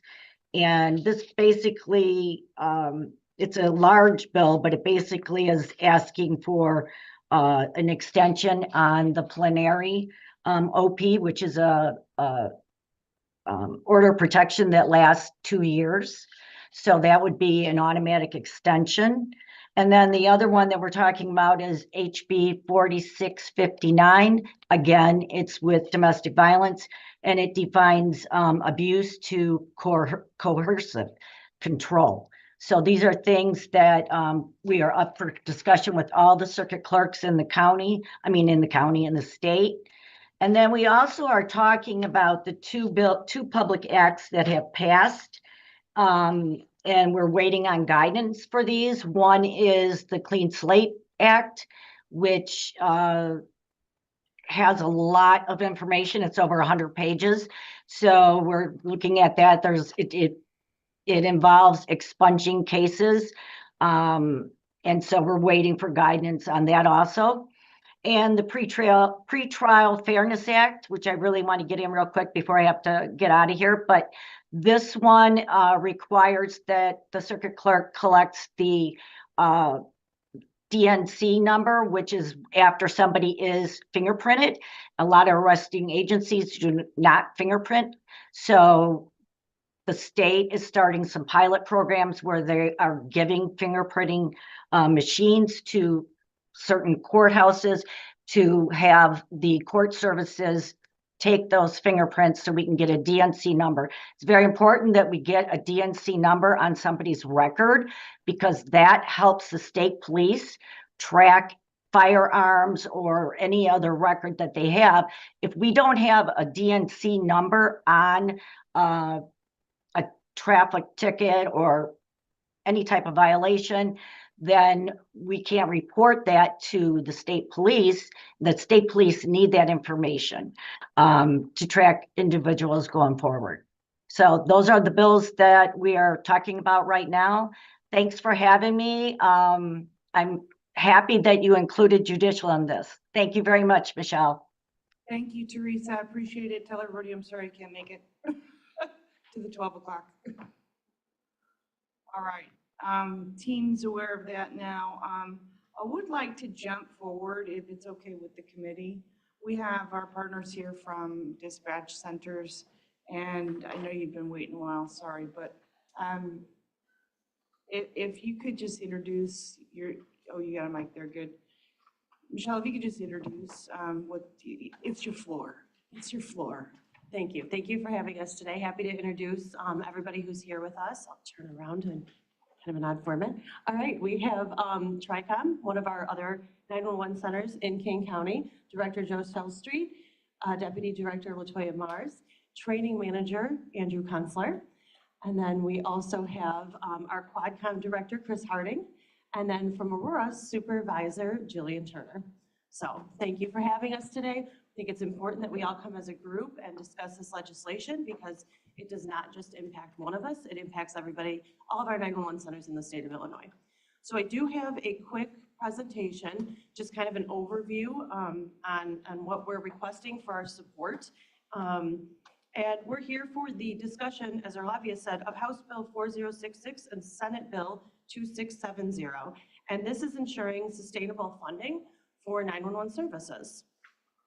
So some of the history of this, our public safety answering points, PSAPs, also known as 911 centers, across King County and Illinois are addressing funding sustainability for our centers. So our current 911 surcharge no longer keeps the pace with our operational costs. So we're here today to request some county support in advance for this House bill and the Senate bill. Next slide, please. All right, so currently, what is our 911 surcharge? And our 911 surcharge is a small monthly fee on phone lines that helps fund our emergency call system. It's everything from our telecommunicators to technology to equipment.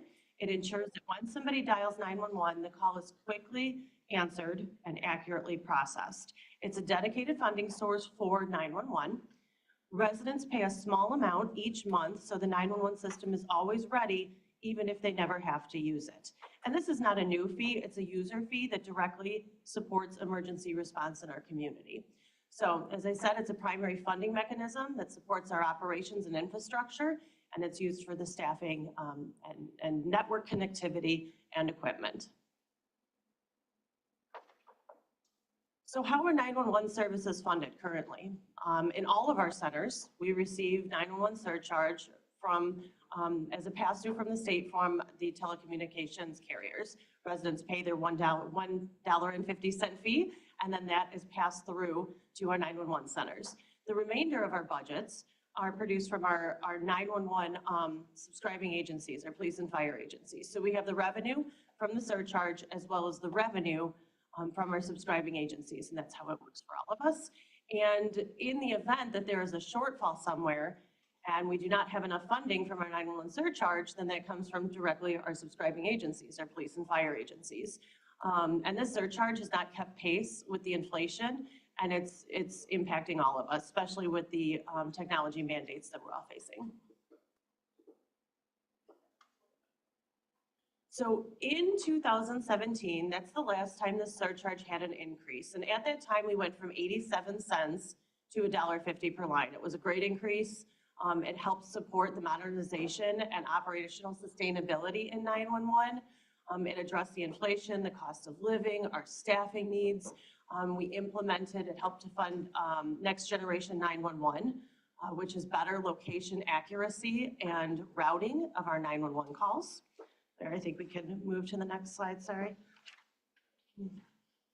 Oops, one more slide, please. All right, so it implemented our next generation 911 services, our statewide GIS system, which supports our accurate location data, meaning when you're calling 911 from your cell phone, we have 5 911 centers in King County.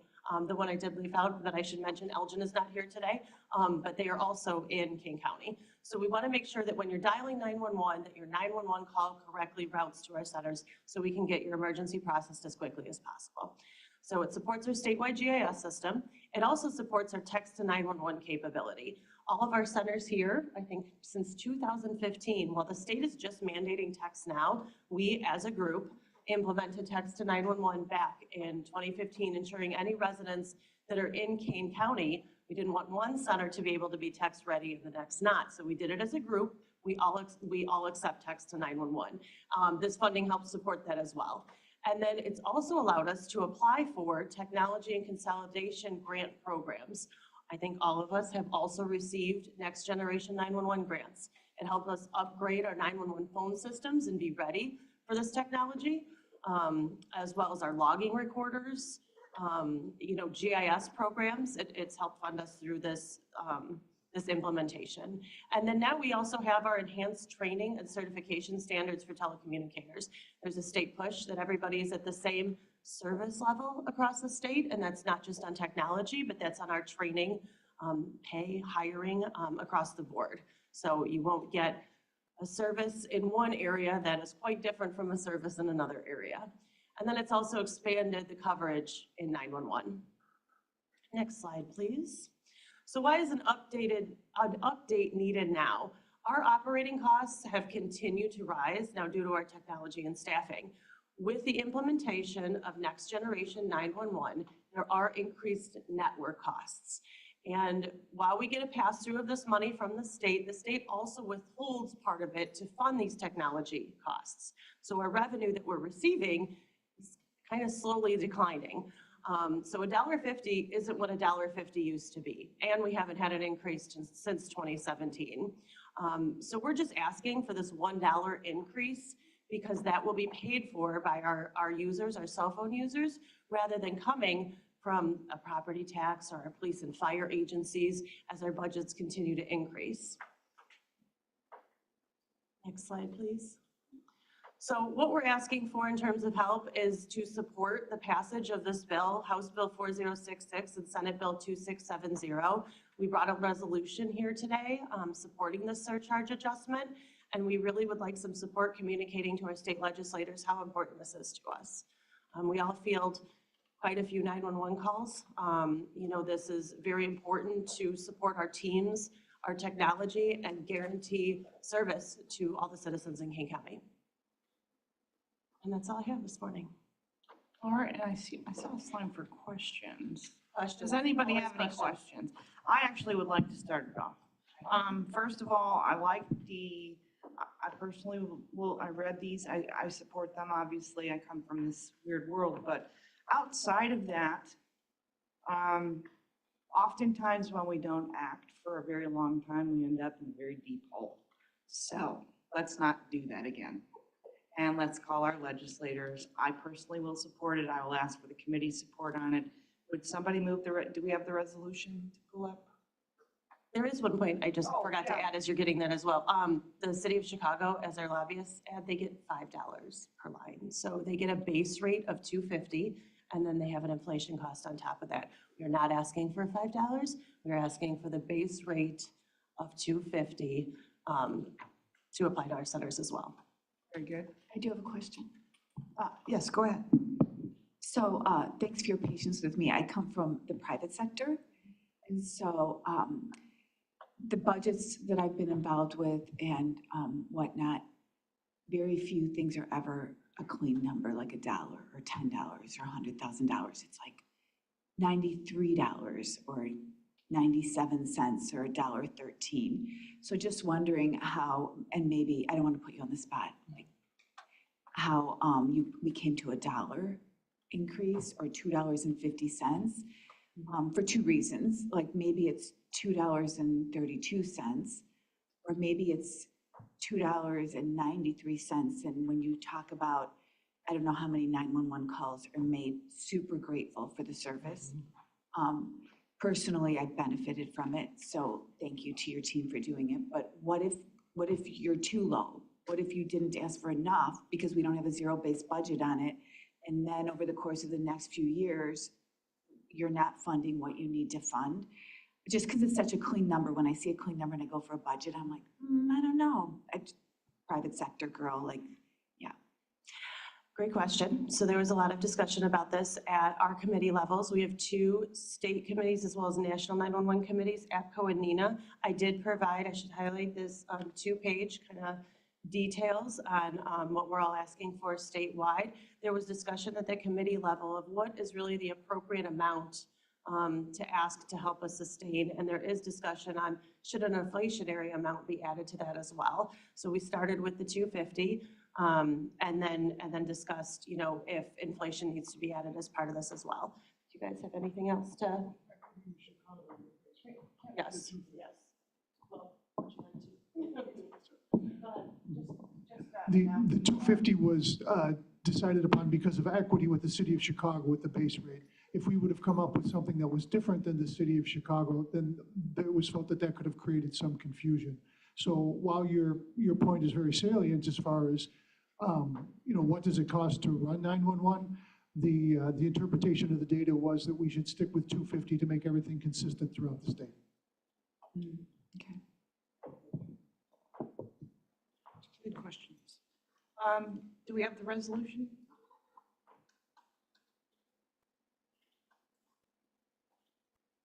All right, I would entertain a motion to move this. It's resolution, can't read, 26-408. Authorizing the King County Legislative Committee to support an increase in the statewide 911 surcharge. Right moves. Right moves, and a second, please. Linda will second. If we don't have any more discussion on this, I would like a roll call. I have a question. Mr. Grape, go ahead. Kind of along the same lines as Jennifer, you know, 250 and the city of Chicago is charging $5. So there's no equity there. They get $5 more than anybody else and the rest of the state suffers, but so what else is new? My question is, should we have a number, and this would have to be agreed, of course, with Chicago, and now is not the time to do this, but in the future, my guess is, you know, the actual cost is something less than 250, maybe. At some point, it's going to be something more than 250. Could we add an increase? I came up just between 27 and now, where it's like a 6.6% increase annually, which will not be a lot of money because it's a low dollar amount. So can we build something like that in for the future and not now? My other question is, why isn't the state helping with this? I mean, this is something that benefits every single person in the state of Illinois. You guys do the heavy lifting, and they contribute nothing for this.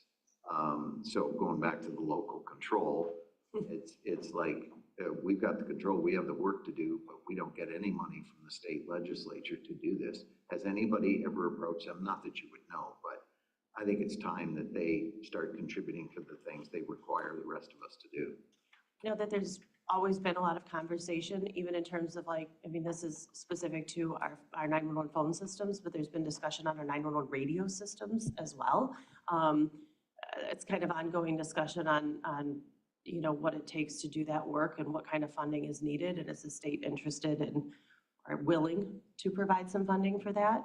I know LaToya is on our APCO committee. I don't want to put you on the spot, but is there any additional conversation that's been had?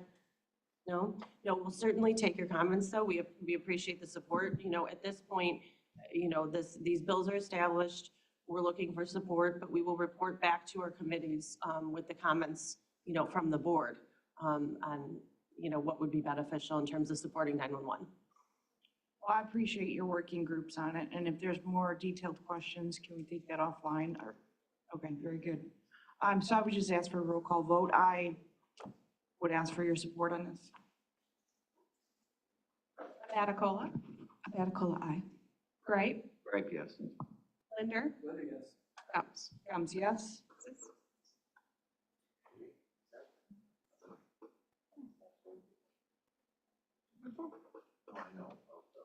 Kevin? We'll use Mr. Roth if we need him. We're good so far. All right, and, okay, so we thank you very much for that one. And I just want to thank all the partners. Do you want to round it out with a thank you too? I really appreciate you being here. I know it's kind of an unusual request, but what you do is like super freaking important. And I know you know that from me, but I will continue to advocate not only independently, but also the consensus of the county. So far, I've had no objections to supporting you being first responders and why that matters so much. And I literally told our senator that, you know, he could maybe champion it because there's like literally not a spot in the entire country that's not affected by 911. So it'd be a great thing. Everyone would love them. So along that avenue, I would hope that you continue with your working group and get back to us if you need any more anything from me, and we'll forward this on to the executive committee. Thank you so much, and thank you all for your support, and thank you for your work and Ms. Molina's work in Washington, D.C. and advocating for us, because you're correct. There's no way that's not impacted by 911. Not a thing. Thank you. What's really cool is we didn't have to call 911 to get him here. Well, you know, we could have just run across the way. Yes, so this will be going on to executive. I appreciate it all. Thank you very much. Also, want to move on to Mr. Buzecki because he's here and he's got some things to share also. I'm sorry to make you sit here, my friend. I know this is unusually a long legislative committee, but. Longest one of the year. Thank you. I'll keep it brief because you've had a long meeting, and there's a couple things that I wanted to bring to your attention these are kind of further out things to keep in mind legislatively. One immediate thing is there's a Illinois House bill that supports MABUS. MABUS is the mutual aid box alarm system. That's the fire department mutual aid system. Federal cuts to funding over the past several years have left them in the lurch, and this is a bill talking about how to properly fund MABUS. So that affects every single fire department in the state. So it's worth looking at. It's House Bill 4144. There's a hearing Thursday, and they're asking for witness slips. So Scott, really quick, if you don't mind, for a lot of people that don't understand what the MABUS is, for example, let's say there's a major emergency in another region, let's say, or another area. I mean, I don't want to really say Byron, but I'm just saying Byron. So if there's an emergent situation, then the MABUS request goes out to all kinds of different people. They say, we need your help, and we need your equipment, and we need this, that, and the other. So that's kind of what it is utilizing assistance from other agencies, not only with staff, but also with equipment sometimes. Yeah, so here's an example. So every MABUS division, I know our local MABUS divisions for sure have hazardous materials teams. So when there's a hazmat spill somewhere, they call one of these teams that are the experts on how to mitigate that and take care of it. And those specialized equipment and specialized training is funded by MABUS. It has been for many, many years. And if that funding goes away, that truck or that thing that they have that helps with that situation, it might not be tomorrow, but eventually it's no good anymore. It ages out, has to be replaced. And if they don't replace it, then it means the next time, because that thing is no longer there, or as people retire and they don't replace them because there's not enough training to train more people in hazmat, for example. So it means the help for that incident is going to come from further away. So if we lost a hazmat team, right now we have 3 that we consider in the county. We have Division 13, which is the southern half of the county. Division 2 is the northern half. And then our bomb squad is considered a hazmat team. And so those are those functions. And if one of those teams went away and they needed that function, they would have to get it from further away. So the response time would be longer. And that's again, if the funding went away tomorrow, it wouldn't necessarily be Friday, there wouldn't be that resource, but over time, that those resources would degrade until they were no longer usable. So that's something that is definitely worth looking at, because it's something that we take for granted.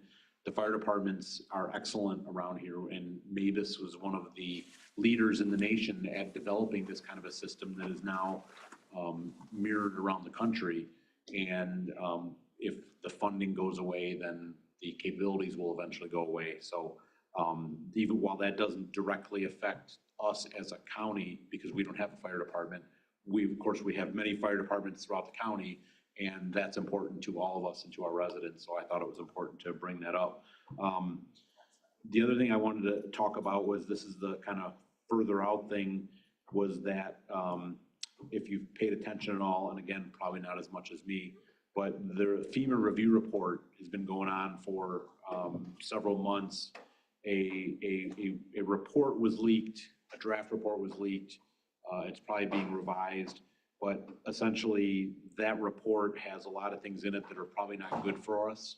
A lot of the federal government pulling back, a lot of things like disaster assistance. We're currently, if we had a major disaster and we got federal assistance, so if, let's say it's $1 million and of response costs, then the county would get back $750,000. One of the new proposals in there is to reduce that to 50%, unless you can prove that you've what they call performance. So basically, you've done all these things to prepare your county, meaning what my office does. And those are things that we're working on, but there's a lot to that I think we have to pay attention to. They're trying to pull back from funding, and I don't necessarily think that's necessarily what's going to happen. What I would say is that there is also the FEMA Act. I think it's Fixing Emergency Management for Americans Act in the U.S. Congress. That is something that was put together and supported by all of our major national associations, like the International Association of Emergency Managers, which I'm a member of, and the National NEMA, the National Emergency Management Association.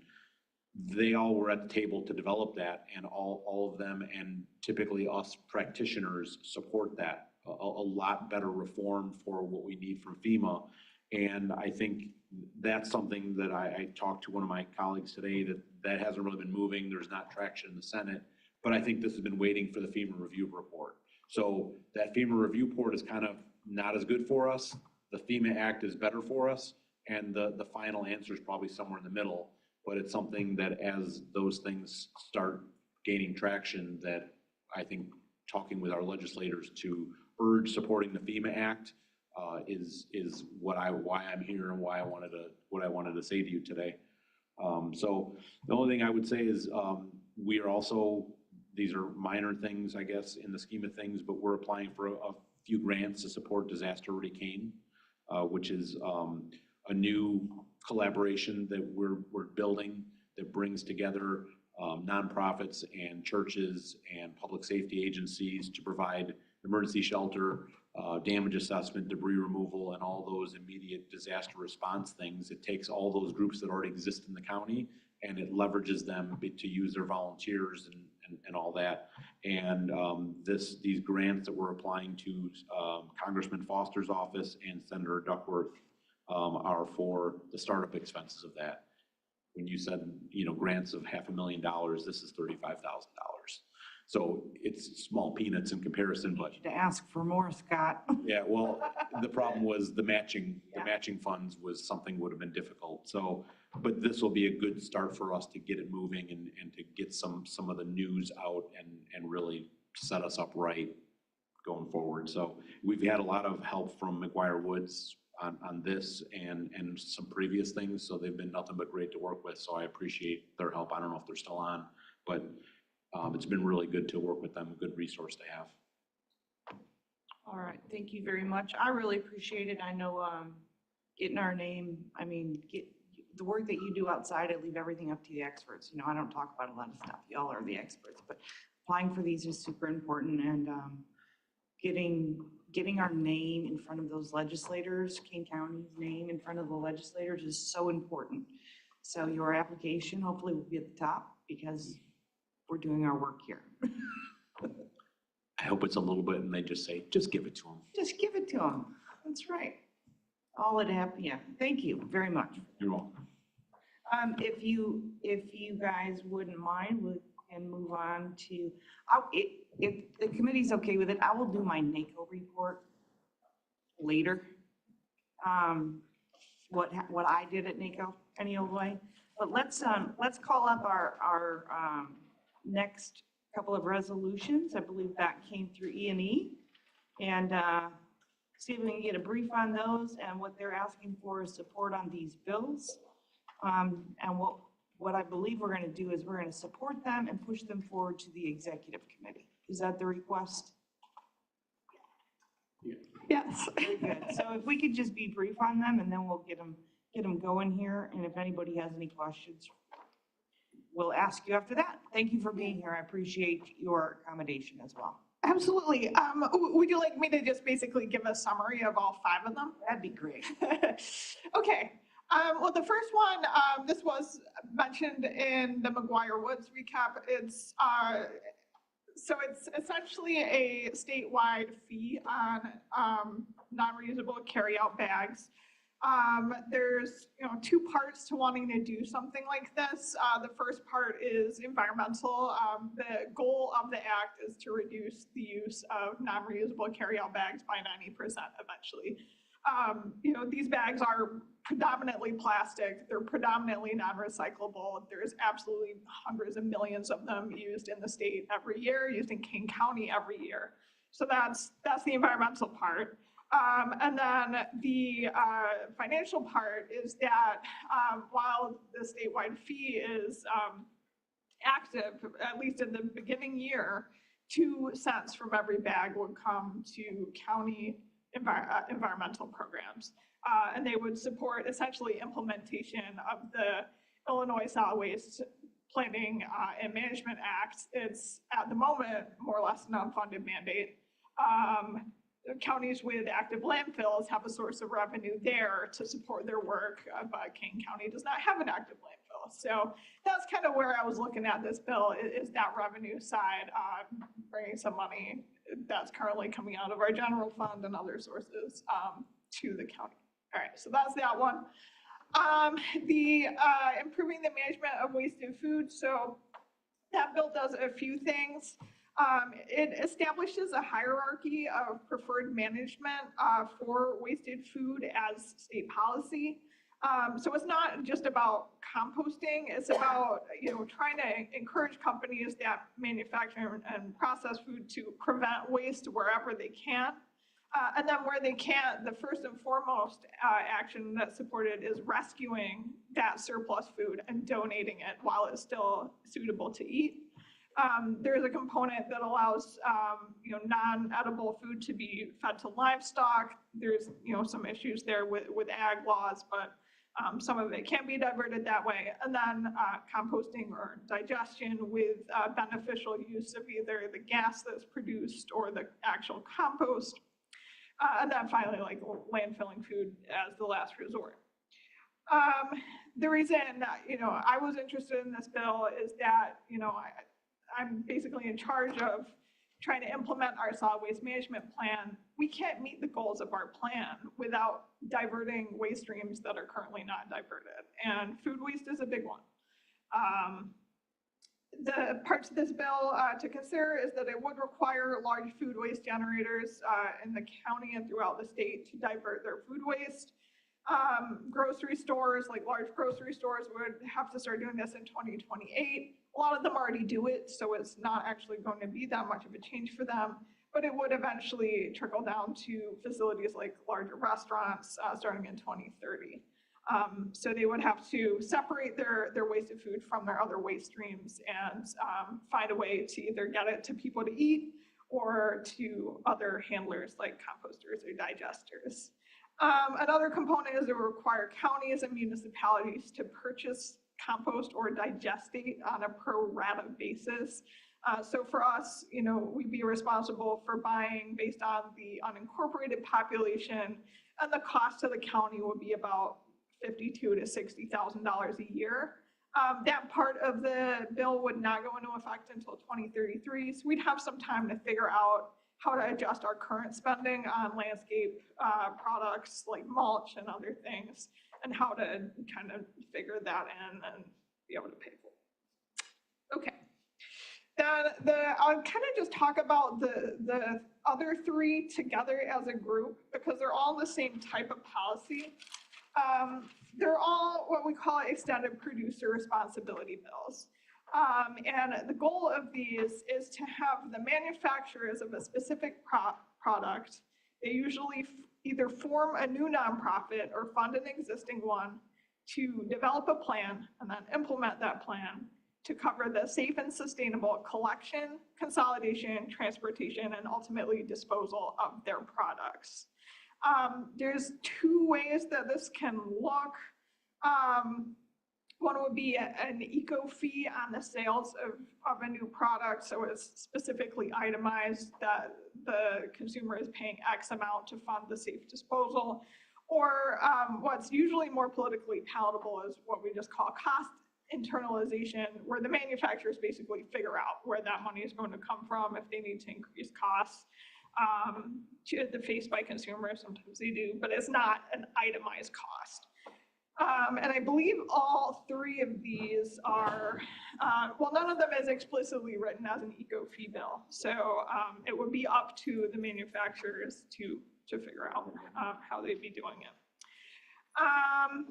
And like as a policy goal, what we're trying to do is internalize disposal costs that are otherwise borne by local governments, state and local governments, or by society as a whole by improper disposal of these things. So the bills that we're looking at, one is for household hazardous waste as a broad class of materials. By weight, we're primarily talking about consumer fertilizer and pesticides. So not stuff used by farmers, but stuff used by homeowners on a smaller scale. There are other products too, like solvent-based and highly reactive cleaning products. We're not talking about all-purpose surface cleaner, but we're talking about things like bleach and oven cleaners that are not really safe to just throw in regular trash. Talking about gasoline and liquid fuels, aerosol products, pool chemicals, and fluorescent lamps, which contain mercury. The next one was for automobile lubricants and associated products. So it's kind of a carve out from the household hazardous waste. So these products are typically considered types of household hazardous waste, but the manufacturers of those products want to do their own thing with them. They don't want them included in this catch-all bill. And a large part of that is because they already have the existing network to handle that. Used motor oil is banned from the landfill in Illinois and has been for decades. So there's already a collection network. And then the third one is for electronic smoking devices, so vapes. They're a unique product. They contain a lithium-ion battery, which has a lot of value in those critical minerals in the battery. There's also a lot of hazard there. Those batteries are fairly reactive in the waste stream, especially. They can cause a lot of fires. And then at least for like a cigarette equivalent, there's concentrated nicotine, which is a hazardous material, both to human health and to the environment. A vape does still have that acute toxicity element in it. And then there's a little bit of plastic and electronic wiring that can be recovered as well. And right now, the cost of disposing of those, well, most of them are just going in the trash, and it's hundreds of thousands a year in Kane County alone, the disposable ones. But there are definitely like public affiliated institutions that have real problems accumulating these and being able to manage them responsibly. I'm thinking primarily of public schools, but also state funded hospitals, rehab facilities, all that kind of thing. They call me and they say, how do I deal with these vapes I've collected from my customers? I see them laying around like the ground. Yeah. Like everywhere. I don't understand that. It's not great. I don't see a cigarette butt anywhere, but I see those things laying around. If they get run over, technically it could explode. So, yeah, thank you for the opportunity to talk about these. And again, thank you for the accommodation. I know we got the other two in there, but we did have to push the first one, so thank you for that. So I guess, can we move all of these at once? I would like to make a little bit of a statement, but if anybody has any questions, now's the time to ask a question, or if you want, Mr. Roth, go right ahead, please. Roth here. I have a concern about HB 5112, the carryout bags. Why, environmental, I agree 100% on that. It's how the bill is scheduled with the state to get 60% to go into the general fund until it reaches. It reminds me of when they passed the tollway. Oh, it'll go away in a few years. This bill is set up the same way. And I just did 5 cents per year, assuming I didn't calculate if the bags decrease. But in 4 years, the state's going to be bringing in 22.5 million. And it's kind of like the tollway. They'll get addicted to it and it'll never go away and keep increasing forever, kind of like the tollway has. Thank you. Anybody else have a comment? Mr. Gray. Yeah, on 51, I washed my hands. Oh, thank you, appreciate you. Dog sitter. Yeah. 5112, I have the same. Uncle concern. John. 60% of this tax is going to the state to let them blow it instead of coming back to us. And, you know, so, I mean, they're gonna do what they're gonna do, but that's, I guess, I don't wanna support it because like all the carry out for Jewel is done in plastic bags. So anybody that's having stuff taken to their car, any of the personal shoppers that they have come in, that's all plastic. And I doubt that Jewel's gonna get charged that money on those bags. So, and I've heard that they're looking to institute a tax on reusable bags. That every time you come to the checkout, they will count the number of bags and charge that. So I think this is a slippery slope from that standpoint. I recycle, I'm a recycling nut. And my Kiwanis Club recycles the bags. So I don't think this is a very good way of doing this. I'm not a big fan of it. So why don't we move them individually then? I think that would be All right. good. Very good. So let's call up HB 5112, Blair. And I'll take a motion to, Grape will move and a second. Linder will second. So I do want to comment on this. Listen, I'm not here to obstruct. I don't like the bill as it reads, but I don't want to prevent the thing from going somewhere. So it's kind of a weird situation for me. And it gets back to the principles that I try to maintain. And that is what's happening here with this bill is it potentially can take away local control, right? So the state is saying, we don't care what your municipalities, what your, you know, we don't care, we're gonna do it for you. And I object to that on a regular basis. So I don't want, it's not just about me. So I want everybody to have the opportunity to hear this, but that is problematic and I would not support that for those reasons. And I will caveat that with the bill has a lot of work, I think, to do. So if we could negotiate that, I know our team is on this. So something, I mean, I don't know how they do it without taking away local control. Like, I just don't know how that's possible. But I will support it going to the executive committee. I will myself, but I don't.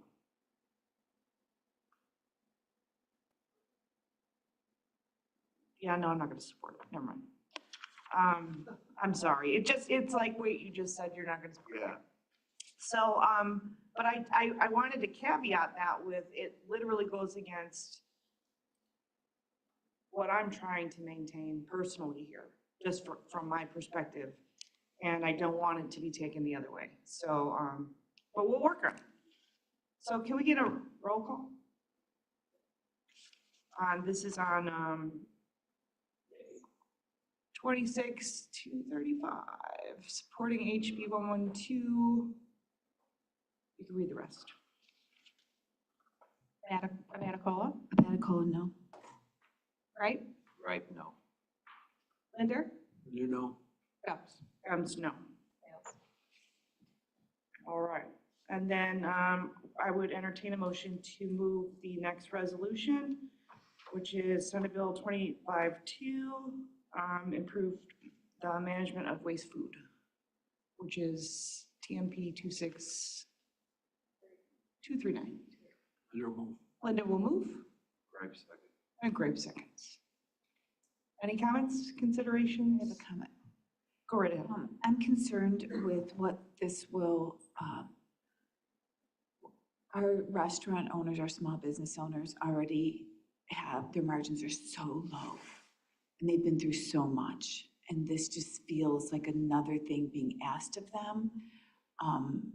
And I am a huge environmentalist and recycle, like I could have, just for the sake of time, I'm not repeating. But yeah, so I don't know if I'm going to support this just based on their best interest, but I appreciate what you're trying to do with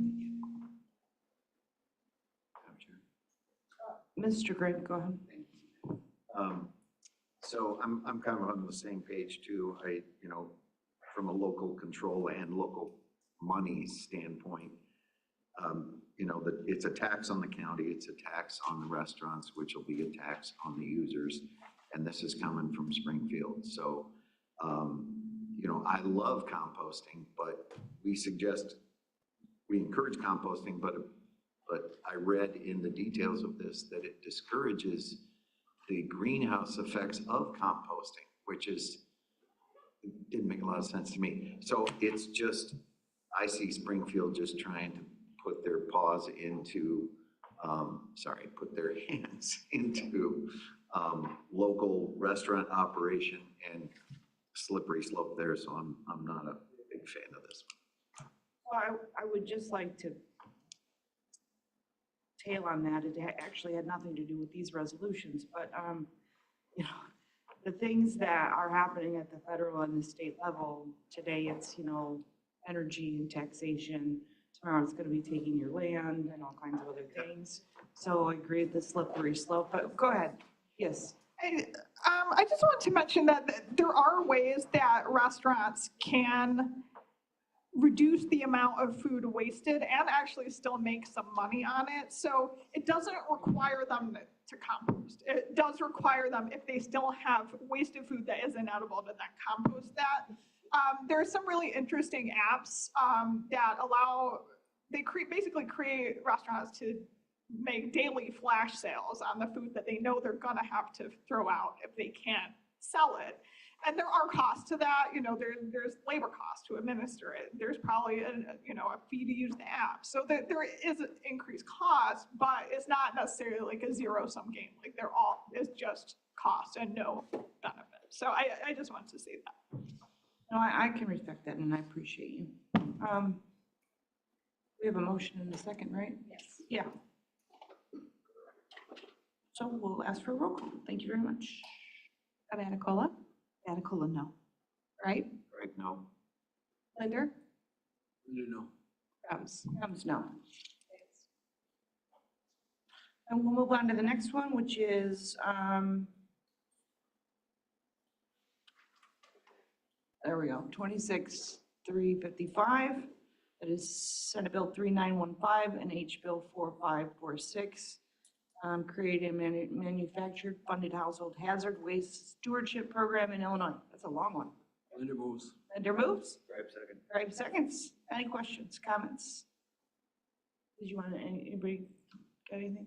I'm just curious, Claire, is this, I thought we were doing this now, at least locally, we do this, don't we? We collect. We do, but the cost falls on the state government, so that, like, we have the Naperville Household Hazardous Waste Collection Site, and there's 5 others. The state pays all of the transportation and disposal costs for that. It's millions of dollars a year out of the IEPA Solid Waste Fund. And then the local governments have to support the operational costs, so the staffing of those sites. Kane County pays a relatively slim portion of that annually. but it's, it's extensive. So is this good for us? It would save my program money eventually, yeah. Because the manufacturers would pick up. Yes. Do you have any detail on how this would affect farmers? It shouldn't affect farmers at all because by legal definition, a product used by a farmer on their farm is not household hazard. All right, let's go ahead. Anybody else got anything? All right, roll call, please. Patacola, Patacola, yes. Gripe, Yes. Linder, Yes. Gomes. Thumbs no. Passes with 1 no. All right, we'll move on to the next one, which is,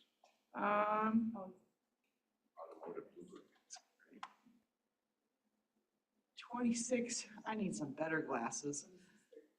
358, and it is SB 3157 to create a manufacturer-funded automotive lubricant stewardship program in Illinois.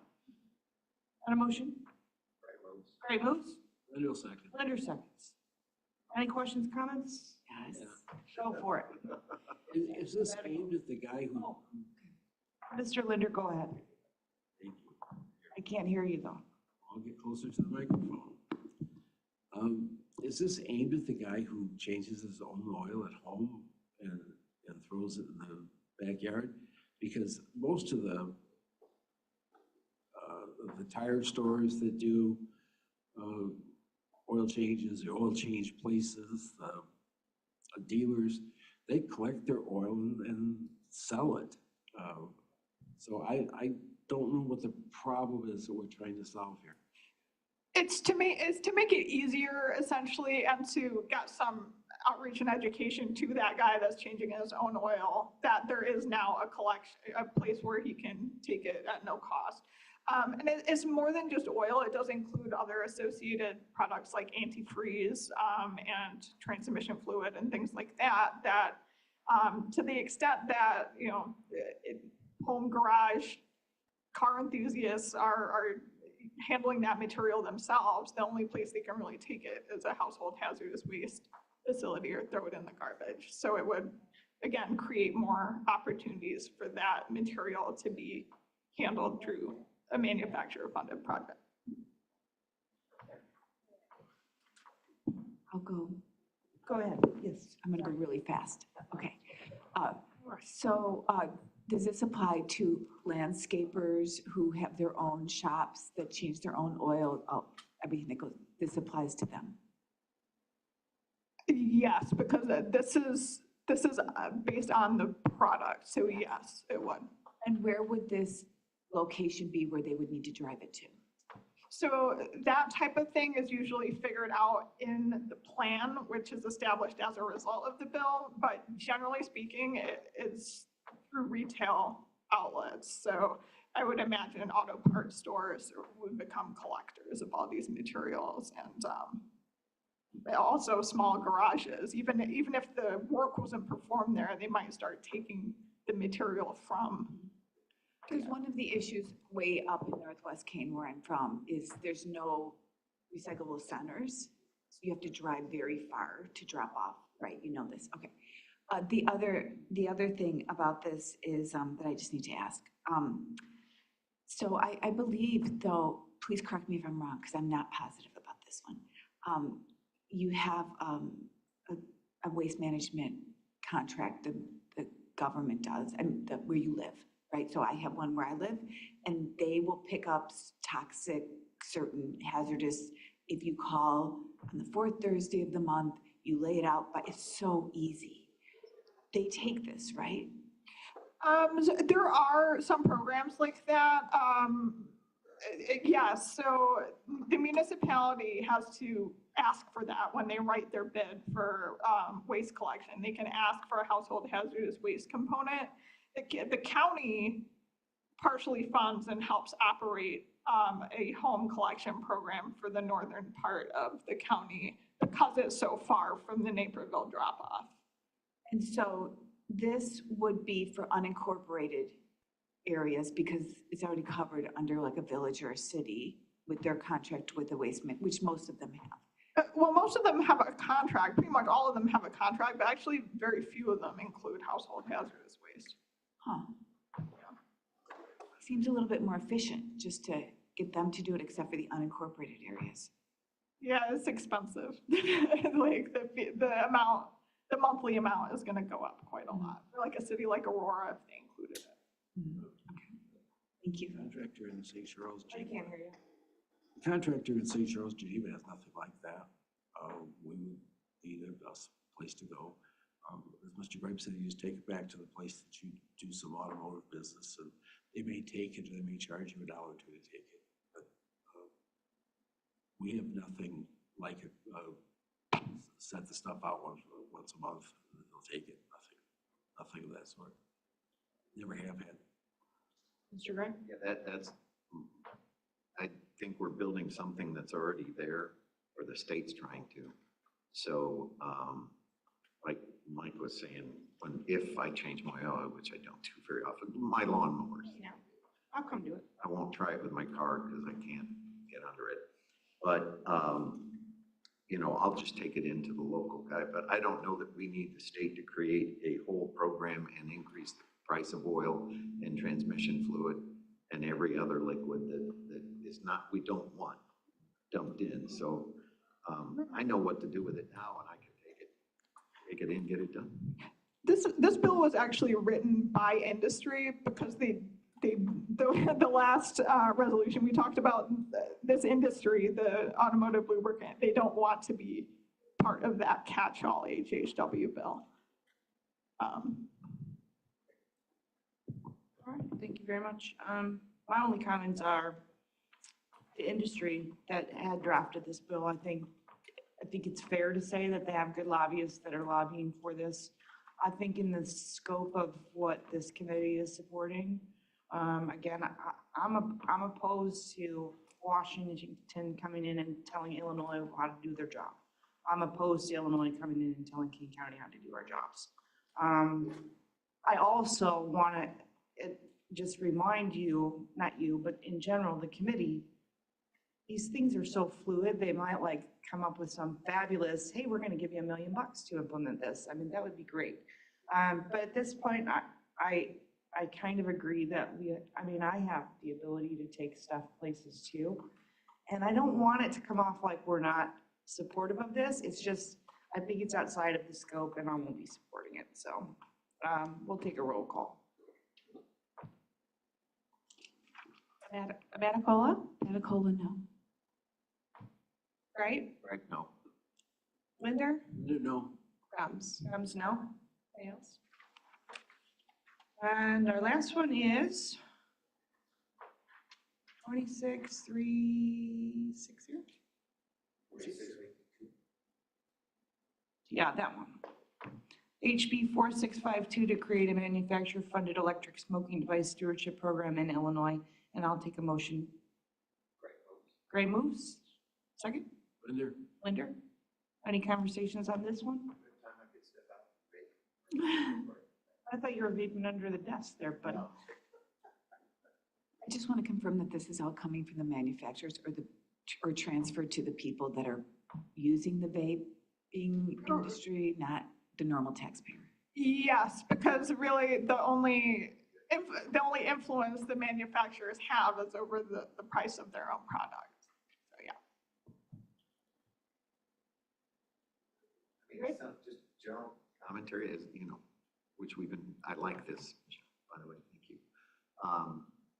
I don't know that anybody does this, right, Claire? I mean, if I vape, which I don't, and I would probably throw it in the trash. Right. The only place I can tell people to take it is the Naperville Household Hazardous Waste site. Our collector won't because you need special permitting to handle medical waste and drugs. Like nicotine is a classified drug. So yeah, it's a challenging one.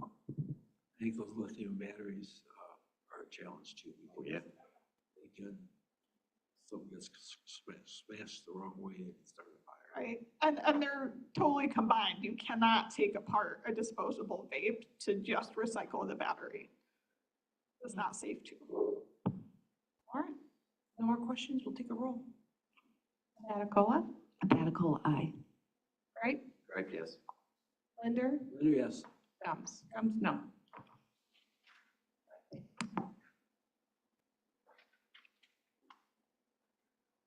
All right, so moving on, really quick, going back, we're gonna go back to 6C. And that is a small report that I want to give to you about my and my colleagues' adventures in Washington DC. And I won't make it too long. It's super important though, because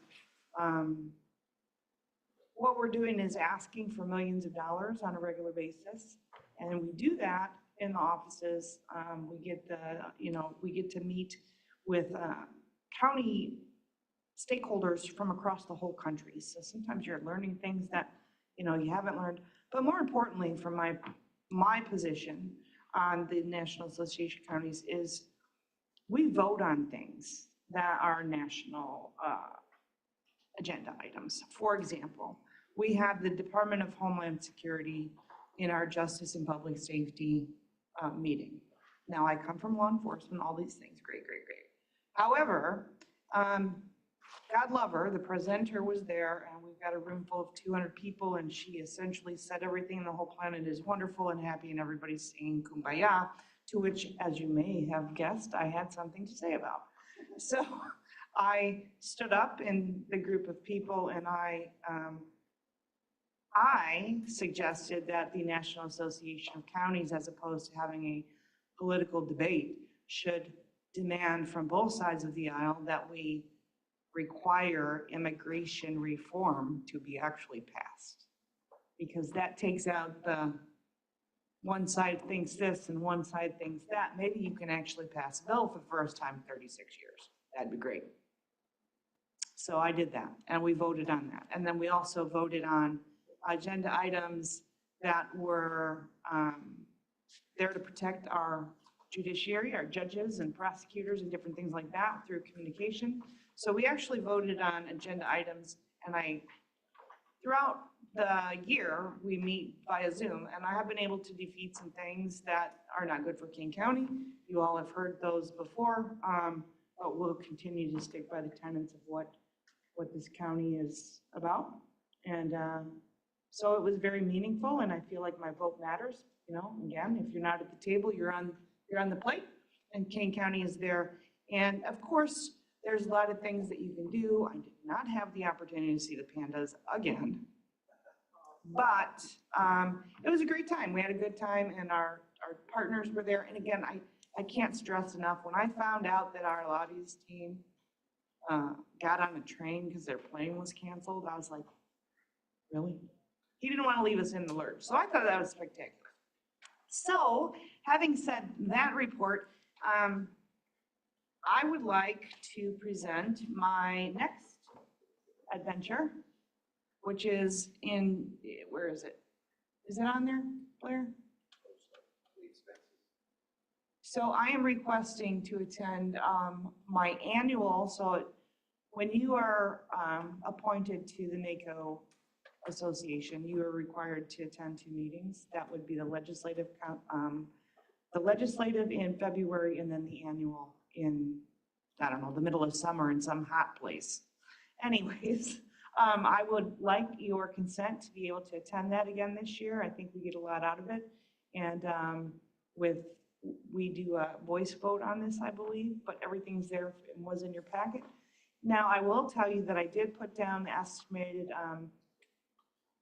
lodging might be a little different because I haven't got those rates yet from the convention, so that probably will go down a little bit. But it's roundabout, each convention is about $3,000-ish. And no, I have no plans on collecting beads for anyone, just FYI. So if we could get a first and a second. Have you been to this before? So yes, our last one was in Philadelphia, and then before that was Tampa. Yeah. And we vote. Yeah, we vote on agenda items. Yeah. Personally, I trust you, so. Well, we're getting more participation, which I've always encouraged. I think people showing up and especially like, for example, King County, when it took me about 3 years before I was able to afford to go to this, when I got elected. And then I showed up and I was, with the exception of one staff person, I was the only King County person there compared to Lake County, Will County, Kenrick, everybody showed up. So it was nice, and now we're getting more participation. So that's great, and it matters. So I would like your confidence in approval. Do you think more of us should go? 100%. You want to increase our budget, that'd be great. Well, I don't know, let's talk about that with the budget. Yes. But yes, the answer to that is yes. A voice vote? A voice vote on this. I'll vote yes. Yeah. And I appreciate it. I'm not gonna voice vote or anything, but, yeah, I would like to steward that whole participation thing. I've been asking people for years and years and years to participate. We finally got some folks, because it's a lot of work, so. Anyways, all right, we're done, and I'll take a motion to adjourn, because John, Sorry. we had no nays. Oh, unanimous consent for Yes. John, great moves, unanimous consent, second, or no objection, no objection. Motion to adjourn, Mr. Linder. No objection, all right, thank you very much, everybody. I'm so sorry it was a long meeting. Good meeting, Michelle.